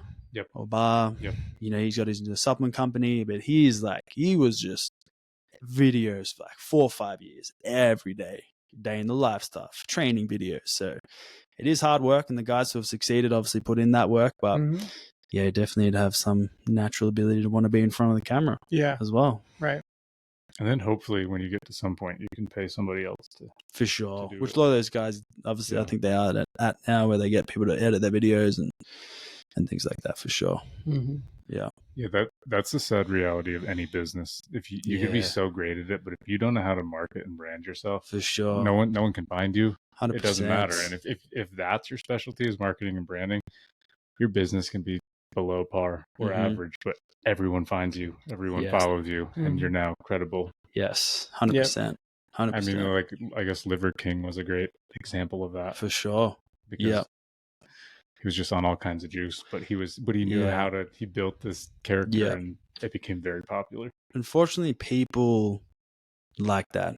It's like they like that form of content, and people's ability to concentrate may be diminishing now. Like that whole TikTok brain thing, you think of like what's happening, from a neurochemical perspective when they're scrolling through their phone. So like if you're someone who's trying to like put out maybe more like descriptive content, it's like, and try, they won't pay attention to you. Yeah. Like portray a bit more knowledge about a certain topic versus someone like doing something, a muscle up topless with a barbell around his feet. Like that's going to get more attention than some guy speaking more in more of an educational format to a certain extent. Yeah. Yeah. For the most part. Have you watched The Social Dilemma? I have. So it was around a little while back. Though. Yeah. It was around that time or before when there'd been many periods in my life where I didn't have social media. Oh, nice. And I was just like, all right, I can't do it anymore. That would have been awesome. And I don't now. I haven't for since then. No social media now? I have one for my business. Oh, nice. It's only on my computer. It's not on my phone. That's good, dude. So, we barely ever post. And I know in one sense, I'm shooting myself in the foot. But I'm like, you know what? Yeah. If I have to do this to have a business, then I'm just going to change businesses because I'm not going to be addicted to my phone all day. Yeah. So that's what I was going to tell you. I'll find your page on my business page. Yeah. So I'll check it out when I'm on my computer. But that's just once in a while when I'm on my computer. So I don't have to. Nice. I have an addictive personality. For sure. And I that woman, Anna Lemke, she was on The Social Dilemma, and she's some sort of neuroscientist, but she's an addiction specialist. And she said that she doesn't have any social media. For sure. And she said, I know it's too powerful for me. I'm like, for sure. If this woman knows it, who the hell am I? 100%. So I just, it's, it's that's the unfortunate situation we're in because we love the freedom that an online business can give you. But at the same time, you need to have that level of investment in something on those online channels. But you and your wife both do it, or you guys? Yeah, we both do. Yeah. It is super addictive. Definitely try to like manage it as best as you can and create that control. And there are certain, you look at a guy named Judson Brewer, he's like an addictive behavioral psychologist, and he talks about certain ways how to break these addiction cycles. And there are certain techniques people try to deploy, which can help. But But yeah, at the same time, it's almost like neural and mental training, like anything else. You know, you just get so used to, like, you wake up and you're checking your phone. It's like almost like an automatic habit. Like, yeah, you need to try to break that. Yeah. But we try to have like 2 p.m. till 3 p.m. is like posting times and things like that. Yeah, you get into like a pattern that you don't even realize is even a pattern. Sometimes it's like, well, I do this thing first and then I do this second and this third, but it's usually in that order It's or like whatever. Automation. Yeah. And then all of a sudden you're like, oh shit, why am I doing that? For me, I think about the kids now, you know, the younger kids. Again, talking about the developing brain, and like when they're younger, it's like you're exposed to this very addictive stimuli from such a young age, whether it's his phone or this tablet. Like, yeah, you know, you got to think what that is doing to them from a developmental perspective. Mm-hmm. And I had the old Nokia 3315 back in the day, the old brick phone. That was about it. Couldn't imagine having like a full-on iPhone 15 at like 12. Mm-hmm. True. That's what I just heard, is that what the suggestion is 16. You shouldn't give a kid a phone until they're 16. Smartphone or just a phone? A smartphone at least, yeah. Yeah. But it's almost like good luck. Your kid would probably be so miserable. They would feel like they wouldn't fit in with all their friends. I feel like if you just like educate your child, maybe you would hope that you could educate them somehow and inform them as to why, opposed to just like taking it off him. Yeah. That makes sense. Let's see what he's up to. Oh, we got. That was just making me think something about the phone, but I can't remember what it was. Oh, my buddy Chris that we were biking with this morning, he had his 8-year-old boy with him, and that's what he says. Man, I don't want him to be that kid that I'm just giving him a tablet every time. Yeah, for sure. So he said he got him into biking when he was 5. Nice. He started the youth cycling here in Bozeman. Yep. I could barely keep up with this kid. He's cruising. Nice. But he's so good on a bike. But I think if you're not insanely intentional, for sure, with your kids, 100%. or any of that stuff, I feel like in like multiple areas as well, whether it's like being physical, but also like that mental stimulation, like teaching them other ways to, satisfy or stimulate, their mental, thoughts, urges, whether it's like to read, to play guitar, to, sit there and word puzzle or whatever it may be. And obviously easier said than done. A screen, you throw it out in front of someone, it's going to be a lot more entertaining. But you would hope that maybe, from a young age, you could implement these things and they get used to it. Because, you see people at like dinner, kids are on the screen. It seems like parents just like throw that screen to them because it's just easy for them. And then they don't have to worry about the kid. Exactly. Yeah, definitely one thing my wife and I spoke about when we have kids. It's like we want to try and implement that as best we can, and try and force that from an early age, limited screen time, and introduce them to other things. Yeah, and if, like you said, if you educate them on why versus just no, you can't be on this phone. Yep. When we were talking before about the steroids, and I was thinking about delayed gratification. Yeah. Because you don't learn that, because it can take so many years to really transform your physical body. Yep. Which you just annoyed me when you said guitar, because I've been trying to learn the guitar for so many years. Nice, and I just can't put Really? I don't know why. There's so many other things in my life I'm so disciplined about. Yes. I've been disciplined about working out for at least the last 8 years now, consistently. Yep. But the guitar, I'll like do it for a couple of months, and then I don't know why I haven't broke that cycle. For sure, man. But so I'll get there. Guitar and like whether you're trying to learn something new or like study or reading new material, and it's definitely like I feel like something that takes a lot of extra mental energy and thought, opposed to just sitting on the couch watching TV. At night, are you gonna be more inclined to watch TV or spend 2 hours playing the guitar, which takes a lot more mental focus? And so I gotta right now. I have to push myself every night to shoot my bow, because we're gonna go bow hunting. Yeah, nice. And some days I'm just tired. I'm like, no, get out there and do it. Yeah, you're not going hunting if you don't have your shots. Yes, dialed. Nice. So it's hard when you have a lot of hobbies as well. Yeah, you're doing jiu-jitsu, you got archery, you're lifting, whatever else. Mountain biking, just work. Mountain biking, work, then relationships, family. Throw a guitar in there, but there are a lot of hours in the day, and it is crazy when you think about it. Sometimes, how many hours some people might be watching TV or whatever it is, or on the phone, or on the phone scrolling through. And I'm definitely not perfect. I know I definitely waste some time each day.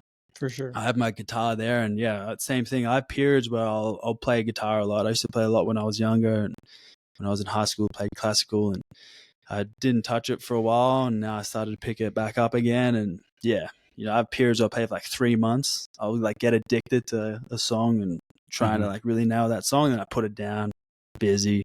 Yeah. So definitely a cycle. But I feel like it's just that, you hear of guys who really have that dialed in. I met a guy who in Michigan, he was teaching us a little bit of a handgun shooting technique, went to the range with him. He plays tennis. This guy's in his 60s. He plays tennis. He shoots. He plays 2 hours of piano every night, and he reads as well.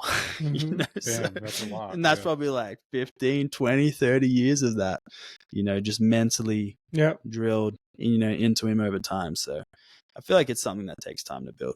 For sure. Yeah. When we were talking about the phone, it made me think there's been a few girls that I have dated in the past, and obviously they suck, so I broke up with them. I'll tell you why. Because I would just pick up my phone, and I remember one in particular. She'd be like, "Why do you always pick up your?" And I wouldn't even know I'm doing it. It's just a habit to grab it and look. She'd be like, "Who are you texting?" I'm like, "Your sister. What do you think?" But you don't even think about it. You just pick it up. Yeah, it's all it's automatic now. Yeah. It's in my autonomic nervous system. Yeah. And for a kid, my sister has a 3-year-old. He just turned 3 in May, and she said that he'll be watching a video or something on the phone, and a notification will come up, and he swipes it away. Oh wow. Yeah, because he's like, he's grown up around the phone. Yeah. So it's wired in.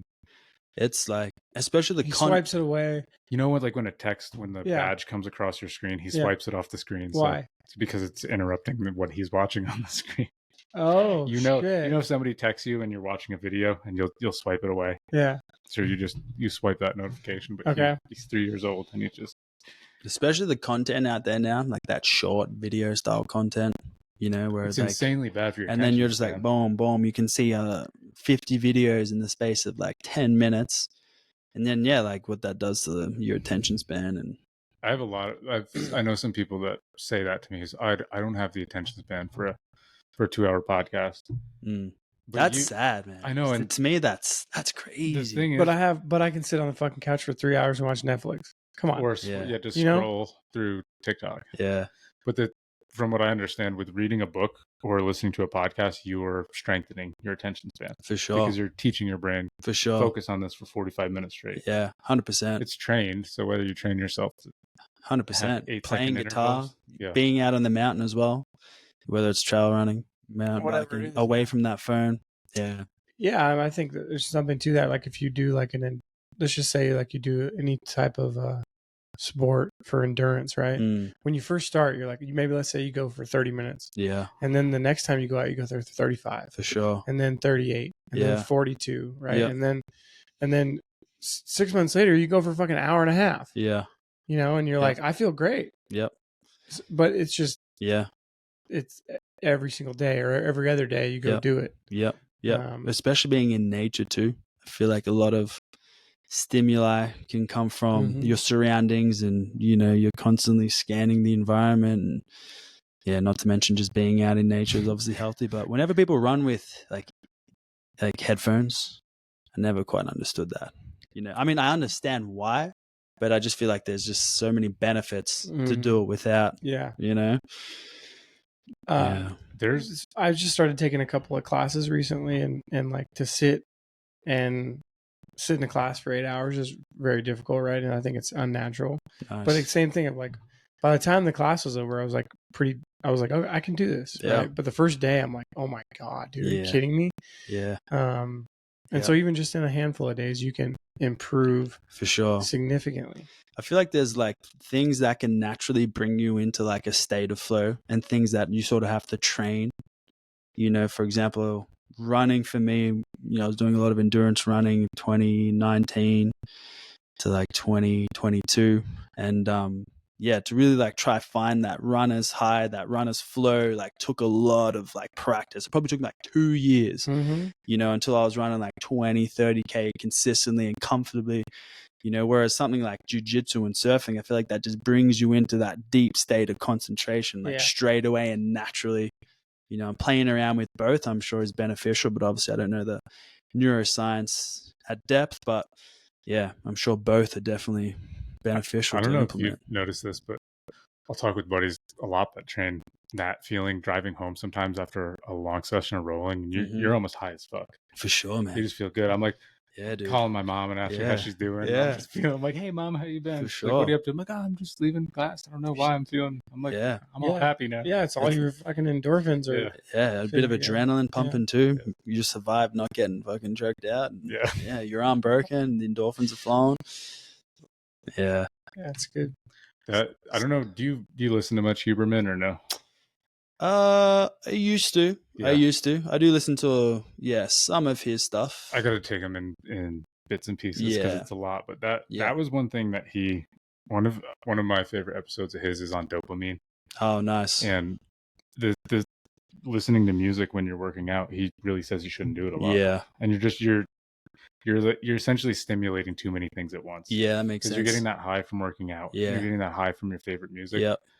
But I like more times than not, I still put headphones on when I'm lifting because I just want my music on. For sure, for sure. There's some days I'll forget it, and because he essentially says, don't kill a 200 milligram energy drink of caffeine.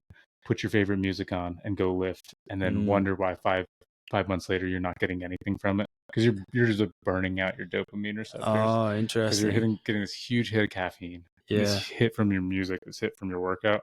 Yeah. And then 6 months later, you're like, you've just kind of changed the level. You know what I mean? Interesting. So he says, like, you're not going to get this feeling of, you're not going to get this like good feeling because your kind of level is now up here. Yeah. So you're not like reaching it. You change your baseline. Yeah. You're you're stacking all this euphoria. From if you had music. And then you're like, I don't even like working out. Yeah.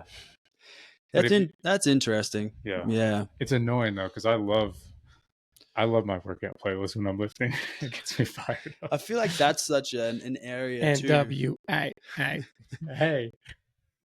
I feel like that's not so black and white though. It'd be interesting to see if there's actually randomized controlled trials to see whether or not having music in your ears and what it does, if it's from like a performance perspective, because I mean, even though it's anecdote, but I've been listening to music when I'm in the gym since I was 15, been training for like 18 years now, Mm-hmm. and I walk out of the gym every time. Yeah. I mean, and I would say like sometimes you're working out and a song that you really like comes on, you go like way harder and way more intense, and you're like, fuck yeah, I love this fucking song. I was just listening to like the most gangster hip hop the whole time I'm working out, and then as soon as I'm done, I want to mellow out. I want to listen to just country music, really chill. But for that hour, I'm like, I love it. I go in that place and I'll do it. Yeah, that's why I said 90% of the time I have my headphones on. Yeah, I'm not. Talk about a rabbit hole though. Bluetooth headphones. Oh, that's a good one. That's the next thing. What about them? I don't know anything about them. That's why we got the cords here. We're trying to. Nice. There we go. Like Bluetooth headphones are killing people, or wow. There's a lot of controversy on it. They're basically like receiving radio waves to your ear. Yeah, and obviously to surface close to your brain. Yeah, I guess what doesn't make sense to me is that like the waves are still going through the air, like maybe not those particular waves, but radio waves are still going through the air, whether you have headphones in or not. Right? Like let's say I'm standing next to you, you have headphones in, and I don't. Right? And your phone's across the room. Yeah. Those waves are going from your phone through me to you in your ear. Yeah. I wonder if it's like a distance thing. Yeah. Like, cause I'll sleep with my phone in the other room, Hopefully there's a barrier brought over by a certain distance, or walls. I'm sure it's got to be helpful, something. Right? Yeah. Because to me, sleeping next to this thing next to my head, just logically not even thinking about what the technical thing may be. It's makes sense. That's what Duncan Trussell. I got to get rid of my phone. Duncan Trussell talks about that. You know who he is, right? Duncan Trussell, yeah. Robert Kennedy's, he's also a big too. Yeah. He had to have one of his testicles removed because he had testicular cancer. Wow. And Duncan Trussell. He's like, all those years of phone in the pocket? No, playing Fortnite with my laptop on top of my balls. That's what he said. He's like, damn it, I didn't realize I was radiating my balls every day when I was playing Fortnite. Yeah. Which I don't know. There could be a correlation or not. I have no idea, but I just wish gyms would play better music. That might help everybody. that's a good I mean, point. it would be hard because everyone has different What tastes. should they play? That's a great question. I feel like there just has to be a mix. But yeah, it'd be hard. It'd be hard to please everybody. What kind of music do you play? I mostly play like deep house and house music. Yeah. I listen to a lot of different shit. Yeah. Sometimes it could be like instrumental, but yeah, mostly like deep house. Yeah. House. I will say at the Ridge the other day, I usually only have one headphone on because, and this is probably some sort of traumatic issue with my mental psychology, but I don't like being in public with two headphones on. Yeah, and for sure. Just not. You don't know who's around. I just don't want to be. So I only listen with one, but they were playing like at the Ridge downtown. They're playing John Deere Green. Like, look, they're cranking some classic country songs in here. Like, I'm down. And you can work out to that. I mean, I had like, I probably had 50 Cent on in this year. Yeah, so it was, but I was laughing thinking. Yeah. Yeah, man. Some gyms like TVs everywhere. Mm-hmm. You know, spraying everything with chemicals. Yeah. I do not like TVs in gyms. Nah. You know what you made me think when you were talking about spraying the chemicals in the gym, and this sounds so dumb. And I was telling this to Chris Coddington, he was on our podcast. He's the one that I told you was in the pod with me. Mm-hmm. And he told me essentially since COVID and since he had been training at that gym, he's gotten sick so much more often. Which gym? Like strength training or MMA? Gym? Oh, and really? He said, I don't know if it's from COVID, if my immune system was wrecked, he says little colds and little kind of bullshit things. And I had been noticing the same thing. And it bothered me to no end because I'm someone who eats really clean and takes a lot of pride in taking care of myself kind of across the board. Yeah. I started dating this girl last October, and she was really, really anal about washing hands after you go to the bathroom. Really? And right about that time, Andrew Huberman also came out with a podcast about how to prevent cold and flu. Yep. And he said that a lot about washing hands. He said you should or shouldn't? Should, especially if you're touching people a lot or you're in busy public areas. Should you wash your hands before or after you go to the toilet? That's a good question. Think about it. That's a really good question. Think about it. So she nagged me enough about it, and I listened to that podcast, and I'm like, and now it's a habit. I pretty much always wash my hands after I go to the toilet. Yeah. I, knock on wood, since then, I really haven't had any sick or cold issues. I told this to Chris, and I said, a big thing about it is the jiu-jitsu gym, because you touch all those people, and you touch those dirty mats, and if you don't wash your hands, I'm not really good about remembering to wash my hands before I leave, but a lot of times I do. Yeah. And then you go home, you touch your face, everything Even on the drive, like as soon as you get in a truck, like you go like this or something, and you've just put all that shit that's been in your gym, like on your nose. Well, what Huberman said in that episode is we do this very unconsciously, so we're not aware of it, but for whatever reason, when we touch another person, which is obviously a lot in jiu-jitsu, we'll touch our eye within 15 seconds. And more of the stuff that gets you sick is through your eye than your nose and mouth. Interesting. So if you just, you rub your eye. Me getting this eye poke straight slap to the face yesterday when I was rolling. We're not going to say the name on here, but that guy's been known to carry ringworm. Oh, damn, dude. Now you tell me? Yeah, because I put bacitracin on that thing straight away. What's the stuff? Remind me to find the stuff that Eddie... It's when I was rolling, he had like a booger hanging out of his nose. You know? I'm like, damn, dude. You can't be slapping people with a booger hanging out of your nose. Well, there's a guy yesterday too. He had if you're gonna filthy feet. If you're gonna fucking slap me in the eye, make sure you don't have a booger fucking hanging out of your nose. Like, exactly. Lucas was telling me there was something disgusting feet. He wanted to go up to him, which is fair enough. But not to. Yeah, I feel like the cleanliness of gyms. Definitely, people aren't aware of like the foot and the shoe thing, because some people will walk in with the bottom of their shoes absolutely filthy, but take them off, and then they walk over that exact space that they just walked on with shoes, without shoes, onto the mats. You know, we need to have a whole separate intervention at our gym for that specifically. I've gone down rabbit holes about that. There's a whole set of flooring that needs to be put in that for sure. Yeah, there's some carpet that needs to be removed, and we need to put vinyl or tile, but it needs to be something that you can see and feel on the bottom of your feet when you're walking through stuff. It's not just getting soaked up. Like 100%. the amount of fungi that's in that carpet, and then you step right on the mat, and then somebody smashes your face into the mat. 100%. Yeah. That's a gross sport, man. When you think about it, gyms make you have sandals on when you get on the mat. Yeah. And that's just standard protocol. Or they have cleaning stations. They have feet cleaning stations before you get onto the mat. Yeah. That makes a lot of sense. So, and I forgot where I was going with that. Chris said he started doing that, and he said he's been so much better since then. Well, like washing his hands? Yeah. Just mainly after leaving the gym. Yeah. Which it's pretty disgusting. It wouldn't even be a bad idea to just have a sink by the door and say, wash your hands before you leave. There's the and a foot sink. Yeah, I know. The company Defense. Yep. They got wipes. Yeah. And their wipes have like very just like low amount of ingredients, very natural. It's I feel like it'd be like just a wipe, you know, especially because like the shower facilities there aren't quite what they should be. So yeah, you know, you could just give yourself a wipe. I thought in the toilets. Oh, there's no showers. Oh, there's bidets. There's bidets. You can spray your asshole after you take a shit. That's more important than showering, I guess. Depends on if you got a date right after class or if you got time to go home. Yeah, jiu-jitsu, man. It's when you really like watch how much you share someone's sweat. Like you drip and sweat to like people's mouths and shit. And no offense, it's pretty gross. All my autistic friends that do jiu-jitsu, but most of them are like half socially retarded and autistic.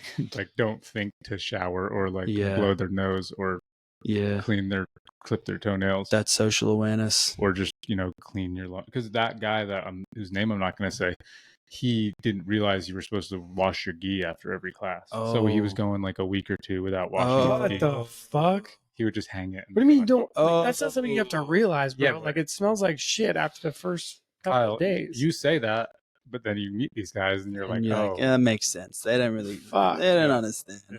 It's not even their fault. They're like, if you met their parents, you're probably like, oh, these people don't think that their kids should know that you should wash your clothes. Yeah, it's gross. I don't know. I'm just saying that, like, if I have workout clothes that I sweat in a lot, I have to wash them. Yeah, and anyone know immediately like that. I can't wear them again. Most people with social awareness and some amount of logic would think that as well, but for some reason there's this sport. I like want to throw like one myself when I have like a jersey and I didn't wash it. It's been in my bag. I take it out, dude. It's disgusting. But if you want to find all those people that don't have that awareness, you just open a jiu-jitsu gym. And they'll show up like magic. I like there's a few gyms you see that really put the foot down with cleanliness, you know, where if like you're caught training with like open wounds or ringworm or staph infection, like they'll kick you out. Yeah. I know people that train with it. And I'm really should call them out, man. Yeah, and I'm really disciplined about not, and I just won't go. I'm like, you know what? As bad as I want to train, I need to be a little bit selfless here. Just 100%. Think about everyone else that goes there because, you know. Yeah. Because obviously somebody else isn't doing it, or I wouldn't get it, or it's just that disgusting carpet. Yeah, one or the other. It's the disgusting carpet for sure. You're probably right. Yeah, dude, I have a few things. I don't know when we're gonna wrap this up, but there's a few things I definitely need to ask you about. So, I just wanted to ask you what's the biggest thing you've noticed that's different between Australia and America, like culture or people, because the thing I wanted to ask you about is the way y'all in Australia use the word cunt and the way we do, because I think you're a good cunt. There we go. And I know you'd appreciate that. There we go. Not most folks here would. No. It's that the use of that word is definitely needs to be placed in the right context.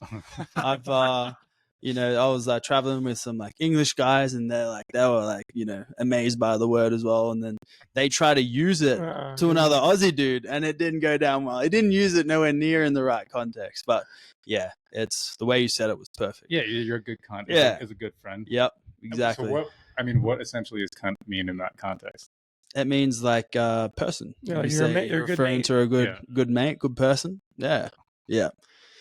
Or you could use it in a derogatory term as well. How did they use it? How did your...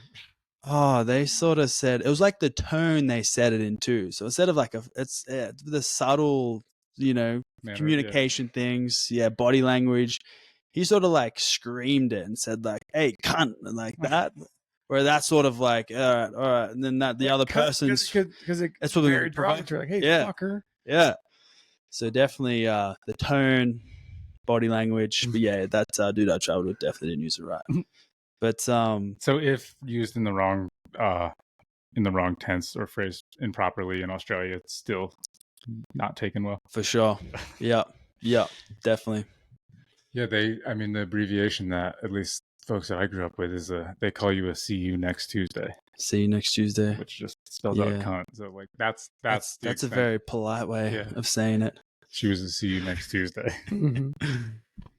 Yeah. The differences Australia to America, I always like to say it's like same but different. Both like Western societies, you know. Both first world. I like that. I countries. Like that expression anyway. Yeah, like if you guys went to America, you wouldn't went to Australia, you wouldn't really feel as though you're in like a completely new place. Okay. You know, for example, if you went to like Spain or Italy, wherever, you know, buildings, cars, very similar. People speak the same language. Food is pretty much the same, but definitely there are some slight cultural differences for sure. You know, I know as like expressions you say is mate and cheers. I like cheers. Cheers. Every time someone says cheers to me, I'm like, I like that guy a little bit better than I did before. Yeah. Cheers is a big one. Thanks, mate. Yeah. We slang things a lot and we mumble a lot. My accent is changing. Oh, I've got like a hybrid accent. When I go back to Australia, people are like, you're American now. Yeah. You sound American now. That's funny. You know, it's like, definitely like a hybrid. It's the vowels. You know, you guys really like pronounce the vowels. Like, for example, like the R.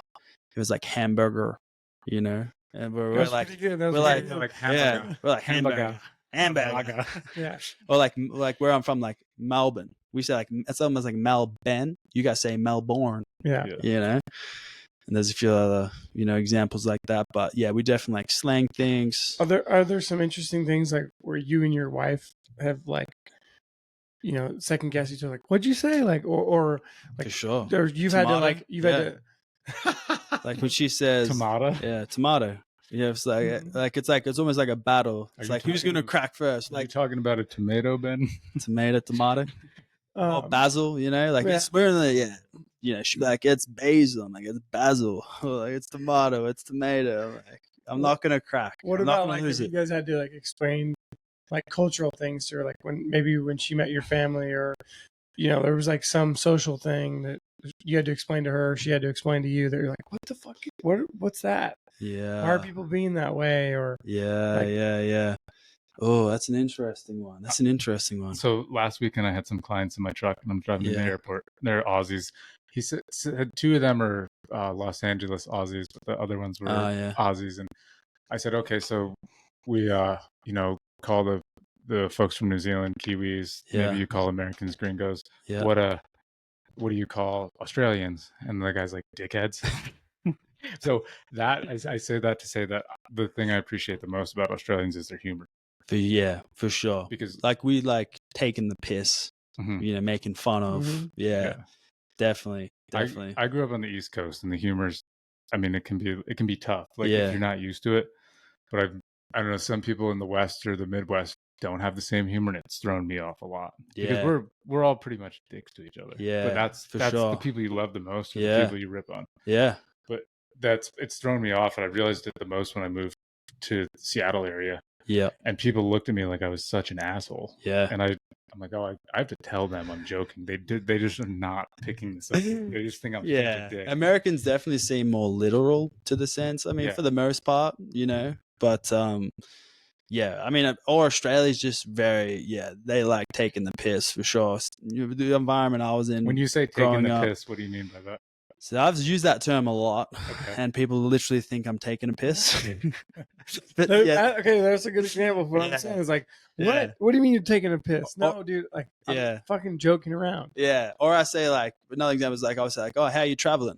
You know, which is like, it's not like people would think like, am I asking them if they've traveled previously? But it's more just like, how are you? Like, oh, how you traveling, mate? You know? Same thing with like, never known that. Taking the piss is just like, you know, you're making you're making fun of, you know, or you're joking. But yeah, growing up in like sports, football clubs, growing up, there was a lot of that. You had to have thick skin, you know, in that regard. Yeah, or just be witty enough to try give it back. Yeah, that's how I mean, I don't know, just grew up with some like hooligans and people that were just so rough on each other that if you didn't learn how to do it, you were just gonna go cry. Yeah. So, or if like you either done it with your mouth or it was like you would physically, you know, not retaliate, but it would end up in that. And then you would earn your respect that way in some regard, you know? I've told some people, I'm like, if I really don't like someone, I won't talk to you. Yeah. If I'm talking shit to you, it's because I like you. Because I think, you got to feel people out. Like, is this guy cool? Can this guy hang? Yeah, for sure. Or see, like, you say one thing and I don't want to hang out with you. Yeah, for sure. That's funny. Yeah. But yeah, no, Americans, I feel like you guys, everyone thinks like in Australia, there's a perception that you guys are very loud and like, you know, in a way obnoxious, but I couldn't think that's further from the truth. I feel like you guys are just very social and you guys love to chat, love to have a good time. That's the one thing my parents noticed too when they came here. Like everyone wanted to like say hi. Everyone was very talkative. You know, like when I first went here, we were in Austin, I was at a bar and these dudes heard Australian. All of a sudden there's like 5 dudes, we're all buying each other drinks and like, you know, got along super well. And yeah, you know, I feel like definitely socially, you guys, you know, love a chat, love a good time, open a conversation. A place like Bozeman is a good example too, though, because there's a lot of transplants here. So you get the people that are going to be more outgoing. They're going to take more chances and try new things. Yeah. Because if you go to like a really small town somewhere in America, most people might be kind of standoffish. Yeah, for sure. Who the hell is this guy? Why does he sound like that? Yeah, they get territorial. Yeah. But there's, I don't know, here, most of my friends, I have some good friends here that are from Montana, but a lot of them are just from all over the country. Yeah, nice. Yeah. Nice. Yeah, you guys are patriotic too, man. Yeah. That's the one good thing about America. I think maybe you don't realize, but yeah, you know, you guys love your country. Australia, a lot of people do love their country, but I know a lot of people think that it's a bit weird to hang your flag in your front yard, you know. Obviously, that's a whole nother rabbit hole, but yeah, the one thing I do appreciate about America is the love for your country for sure. Yeah, I don't think about it as much, but I'm always saying I'm torn between Christmas and 4th of July being my favorite holiday. Oh, nice. But like that rodeo, you have a rodeo, a live band, fireworks, and I'm out there. We're out there dancing like this. It doesn't get more American than this. For sure, man. When that American chick, you know, rides around on that horse and the whole place is silent. Yeah, it's deep. I'm not even American. I know, and I've had experiences when I was in Seattle. I'm always looking at the girl riding the horse. It's deep. Where did it hit you, Ben? I remember this was years past that 4th of July, and I've like had a few beers. I'm at a baseball game in Seattle, and they have a fireworks show after, and they're playing like country music. I'm like, I'm about to start crying right now. It really is beautiful. Yeah, but I don't think about it as much. I probably take it for granted. This time now, you're line dancing. This 4th of July, swing dancing, swing dancing. Tossing some ladies up into the sky. Yeah, those girls did backflips. Sisters. Wow, they were athletes. Wow, they let me backflip both of them. Holy shit! Yeah, that's like your ideal partner. Just very athletic. Yeah, because I want to be able to like throw you around, and it's got to be fit because I'm strong, but I'm not Hercules over here. There's a cap. Certain weight cap. Yeah, which is good because that cap also applies to other reasons. So that makes sense. So Tim, what are you looking for in a woman? A woman who can do a backflip. Yeah. Who weighs this perfect amount? Who's this height? Just a woman who's fit enough to let me flip her, and light enough that I can do it. And that's about it. Over the age of 18, under the age of 26. You want them younger? No. How old are you? I'm 32. Oh, nice. Yeah, nice. Prime time, man. Yeah. That's what I call it, prime time. You're in the middle of prime time. Yeah, it is. Like 28 to 35, that's that sweet spot for a man. You're over, Kyle. That's over. 37, sorry, man. That's all right. You're still close to it. Oh, the other thing I was going to tell you is... Still feel pretty good. When you first moved here and started the training here, I was like, who the fuck is this guy? I don't know if I was telling like Ty or Colin. I'm like, I think we got to fucking kill that guy because he's really good looking. He's in great shape, and he's got that accent. I'm like, I can't fucking compete with that guy. I'm like, I either got to become friends with him or we got to fucking kill him. But luckily, he grew on us all, so we like it. Yeah, like, man. Well, thanks for taking me on and not fucking killing me. I'm like, fuck this guy. Like, you can't be that perfect. What are you doing in our country? Stay in yours, man. Get the hell out of here. The Aussie accent, yeah, it just sticks. It works. It sticks out. Yeah. Oh, thanks for not killing me. Yeah. I mean, not like I wouldn't stand a chance anyway. You'd kill me before I killed you. I felt like I was getting killed on the mat some of those days. Damn. Yeah, for a while. Yeah. I didn't ask you about that. How'd you get into jiu-jitsu? Jiu-jitsu, I got into jiu-jitsu in 2021, and this was about 3 months after I had hip surgery. I stopped trail running, which is a hobby I fell in love with 3 years before that, and I needed something to do. Mm-hmm. Yeah, and then I couldn't run. So yeah, I chose. How did you? Jiu-jitsu. Where did you hear about it, or how, or did you? I had heard about it. I wanted to start back in 2016, 2015. There was a gym close to where I was working at the time, but I just couldn't commit at that point because I was still playing sport and business stuff. So it was always like that thing in the back of my mind. And I just wanted to make sure I was ready to go. And then, where I lived, there was a gym close by, and 2021, was the first time we jumped into it, which was cool. And you and your wife, did you both start together? We both started together. Oh, nice. Yeah, it was a good experience. It's the gym we first started at. It was a pretty traditional gym, but it was cool because there were a lot of higher belts, and it was mostly gi. That was super respectful. They really looked out for Sarah, my wife, as well, which I thought was cool. Mm-hmm. If any dude was rolling too hard, the high black belt there in the gym would put him in his place and just say, hey, notch it back, be aware who you're rolling with, things like that. So that was cool. And our gym is mostly pretty good about that too. Yeah, especially if you stick to the gi more. Yeah, it gets a little reckless in the no-gi. Oh no, the younger, it's these younger dudes just going at it, which is fun. Yeah. I feel like there needs to be a mix of the older guys and the younger guys coming together. That'd be cool. Mm-hmm. Yeah.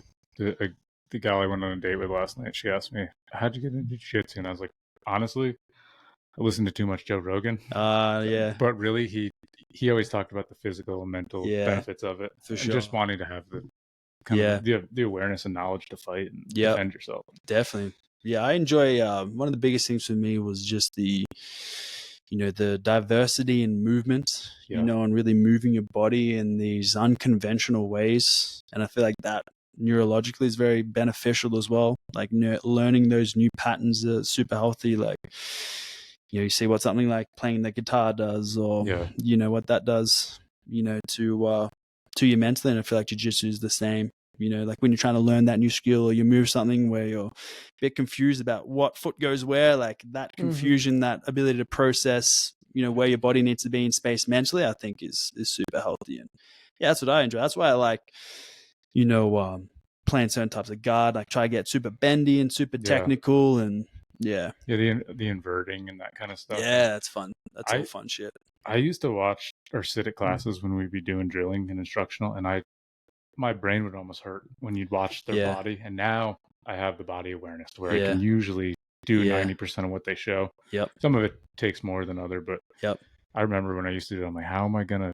There's no way I can't even remember. I didn't, and you also don't know the language then. Yes, for sure. There's so many weird terms. Yep, 100%. But I don't know. I think I can figure out most of it now. For sure. Yeah, I definitely learn by doing. So I'm more of a kinesthetic learner. I have to rep it a couple times. I know some dudes they can just watch it and they'll just get it down pat. But yeah, I enjoy the technical component of it for sure, and the physical. I feel like playing a contact sport when I was younger. That's what I love most about that sport was being physical. I think it's something innate in some of us. And to have that again was good, but more in a passive manner. I definitely playing football. You'd want to rage and just burn energy, but obviously, as you know, with jiu-jitsu, you just can't do that. So it's that controlled aggression as well, which is cool. And you can do it for a long time if done right. Yes. If you learn how to protect yourself and control your body. And for sure. It's something you can do when you're in your 60s, 70s, 80s if you take care of yourself. If you look after yourself. Yeah. That's what we do now. We're helping a lot of guys who are a little bit older. They're trying to do jiu-jitsu, and their hips are super limited. they pull up super sore, and that's the last thing you want is the acceleration of like osteoarthritic stuff, because you're just grinding away your joints in jiu-jitsu. So yeah, it's been cool to help out those dudes, get more hip range, open everything up, and yeah. A lot of guys won't like give me shit or won't get on board with this, but I just haven't had time to do it as much. But I used to do yoga a lot more, but I try to do it at least once a week, and it's so important. Yeah. Focus on the mobility aspect. There's better things than yoga, man. Okay, yeah, but you know what I mean. I'm for sure, in that direction. For sure. Yeah. Now yoga's okay, for sure, but there's definitely when you really think about yoga was specifically designed for, it's more of like a movement practice or an art where it's that connection with breath and body. That 1,000-year-old tradition was never really meant for addressing people having, tight hips from sitting, knees that are stiff, for example, which are all, physiological things that came about 500 years ago through the turn of the Industrial Revolution. But yeah, now there's more systems and practices that have that science base that, essentially like people might come to us, they've been practicing yoga for 6 months, and they're like, I've been trying to get my hips open. Because we follow a very strict science and evidence-based, practice, we can get them more hip range in 1 month, 2 months, because it's just a bit more knowledge, using what's in the literature to guide us, things like that. I'll tell you the only one yoga class I do, and then you can still tell me why it's stupider than what you do. Yeah. Stupider, that's not even a word. The one that I do is called Mobility and Active Recovery. Oh, okay. So it's just like, in theory, I hope that it's stretching my hips a lot, and that kind of stuff. Yeah. The gal that does it, she seems to have a lot of knowledge about just anatomy and what you're doing and why. But I get what you're saying. If you're doing those, those kind of like power yoga classes, I feel like that's never what I'm looking for. I'm looking for deep stretches and recovery. That's it. Yeah, for sure. Stretching and like passively stretching, holding a stretch definitely has its place. But when you think of like jiu-jitsu, a good example of like when you're in a lot of these positions, because stretch only has a very low force input. So therefore, when you're in jiu-jitsu and someone's trying to rip your arm in this deep end range position, or you're trying to invert and your hips completely contorted, like if you've only ever stretched it, that means technically your joints aren't that strong, for example, because you're not really exerting that much force while you're stretching. For example, a lot of people come to us who are yogis, like I can get them to move and to bend, but then I ask them, okay, can you produce a set amount of force in this very deep end range position? And they can produce very minimal amounts. That makes sense. Whereas like what we do is like we get people into those end range positions and we get them to produce high amounts of force. And that sort of like, targets and strengthens their joints specifically and all the tendons and ligaments. And, for jiu-jitsu, for example, that Kimura example, like if I'm going to train this shoulder internal rotation with a high amount of force, then when I go, or my opponent gets me into there, I can at least handle that external force from my opponent. I'm going to be stronger here, because we're training with that higher amount of force. So you're trying to strengthen these joints with weights, or to some extent, or with your body, instead of just stretching it. Good question. You're putting some sort of force on it. Yeah, so we also use like an internal level of contraction via like an isometric. Okay. So you could ramp up. Just say it's like a handshake example. While you're squeezing someone, if it's a light handshake, that's an isometric. Where if you try to break their hand, you're squeezing that hard or to that intensity, that's still an isometric, but it's a higher level contraction. And you're just squeezing everything internally. Yeah. So we'll do the same thing, but get into specific positions. Like, we might, like swing the hip out a certain way, and then we'll train a certain range of motion to the hip. And then that, we'll do two things. It's going to add that strength that we're talking about, but also really see fast increases in range. And that's where you can stretch for 6 months, or you do something like what we do with the position isometric, you'll get more range in like 2 weeks to 4 weeks. That makes complete logical sense. Yeah. So, if you get me kind of here at my max, and then you're strengthening there. Yeah, so exactly. That's where I'm contracting my muscle. Exactly. And then you're going to say, okay, my range was just here.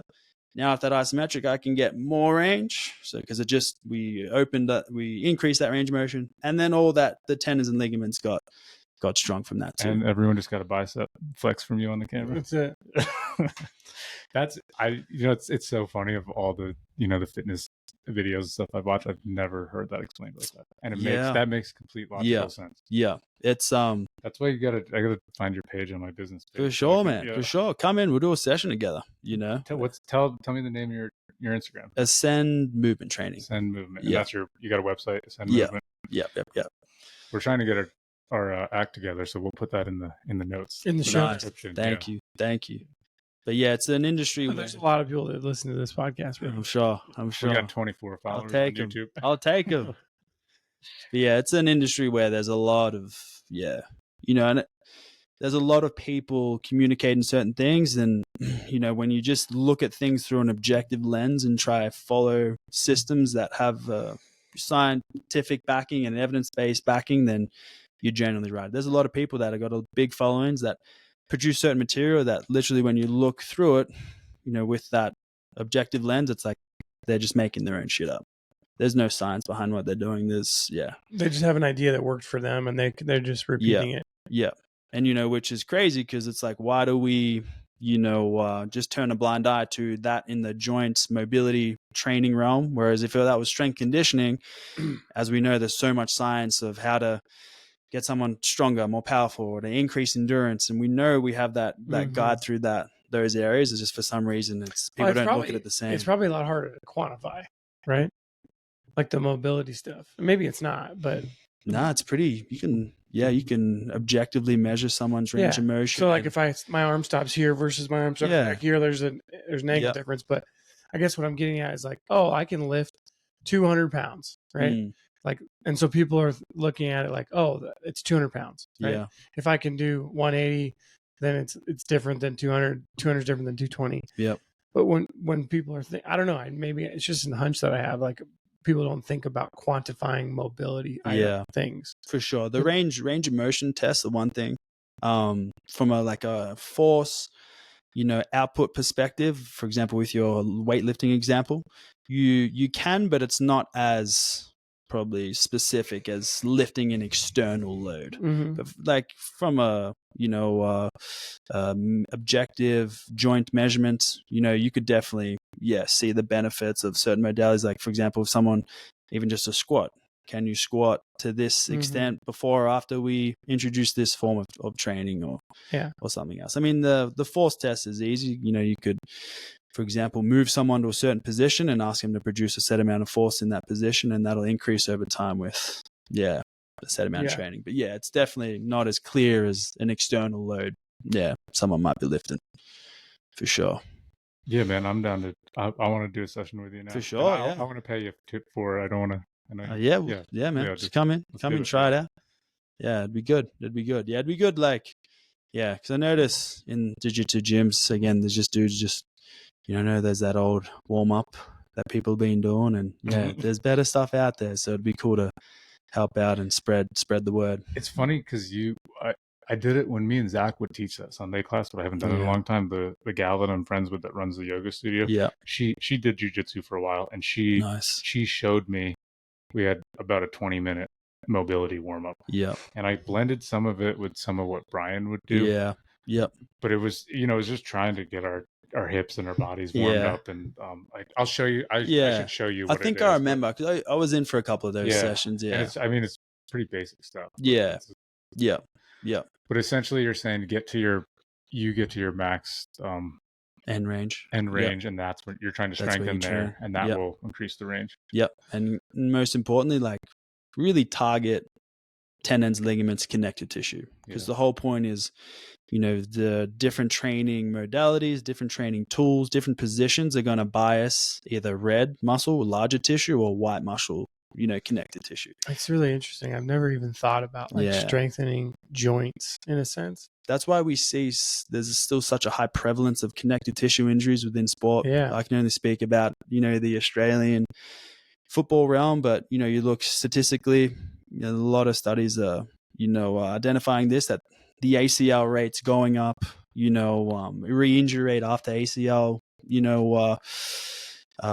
tears have also increased. And, you look at the abundance of, trainers, physiotherapists, PTs there's a missing link. And it's one of the main things is because the exercise prescription for training your joints specifically isn't specific enough. All these exercises just target the larger muscle groups. Like when you're doing leg extensions to train your quadricep, the majority of that force input is going to the quadricep. It's not going to your ACL.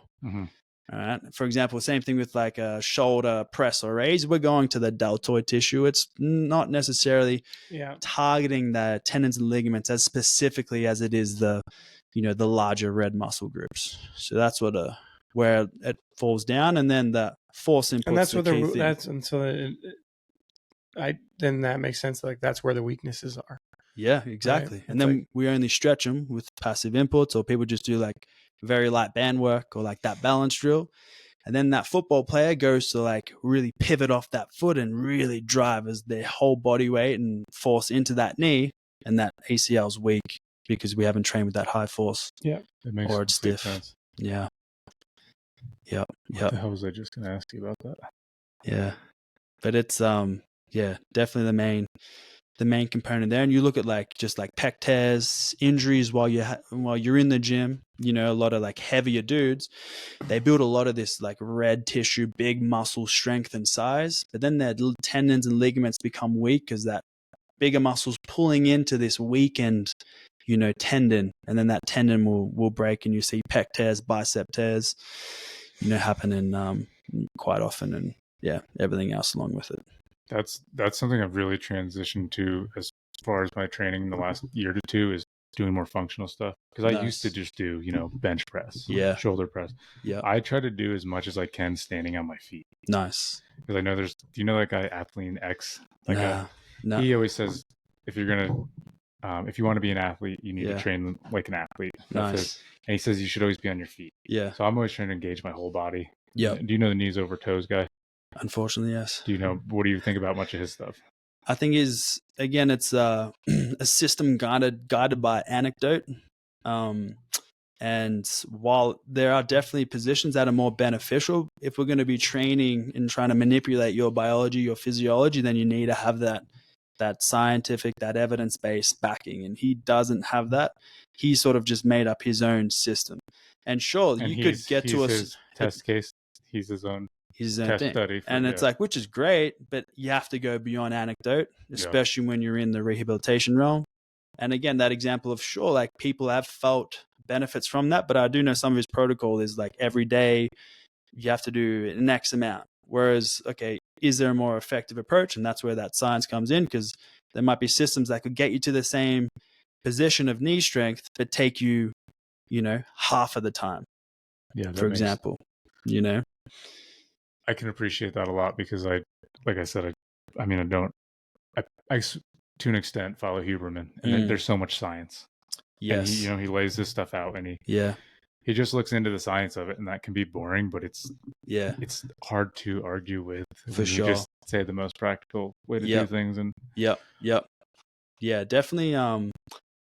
He's had him on, which is a bit disheartening. And there's a lot of other guys in the space that probably have a lot more knowledge about those specific types of things, whether it's rehabilitation, joint training, getting more range of motion through your knees. But again, that's the whole just example going back to people without awareness, that Instagram clout, how they get more eyes on and more attention than those actually, communicating solid foundational scientific knowledge on the specific subject, for sure.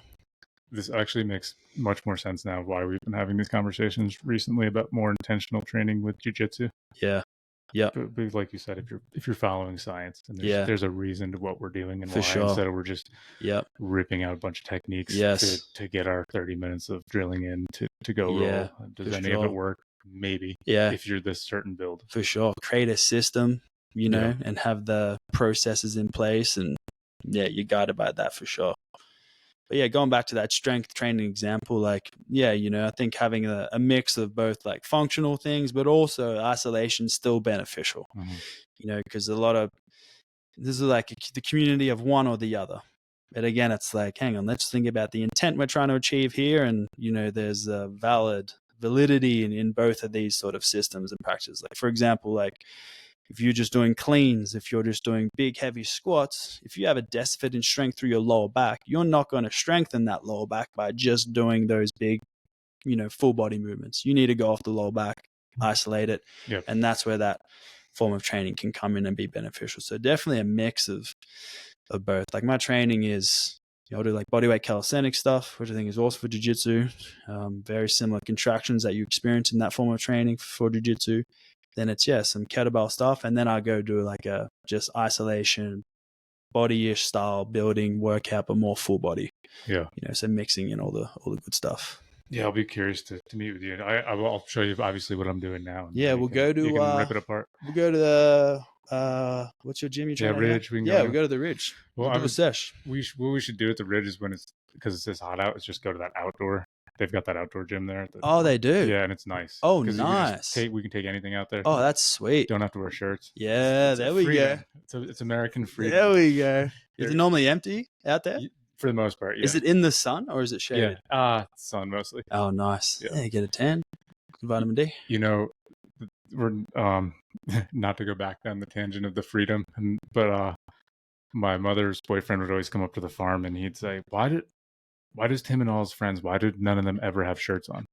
Because we're always just working on the farm. Yeah. And I would just think, and I said to my mother, I was like, tell them because we're free and this is America. Yeah, because that's it. There's nothing signifies freedom to me more than not having a dress code and just, take your shirt off. For sure. So if we go lift weights outside, I'm totally down. For sure, man. Oh, in Australia, it's us and bare feet, Okay. Love walking barefoot. Yeah. It's good for I'm trying to lift with somebody smaller than me, though, not somebody bigger than me. Hey, you're strong, man. Hey. He's got that farm. I always said, that was one of the firfirst things I said when I rolled with you, man. You could feel like the hand strength, forearm strength, that farm strength, man. Yeah.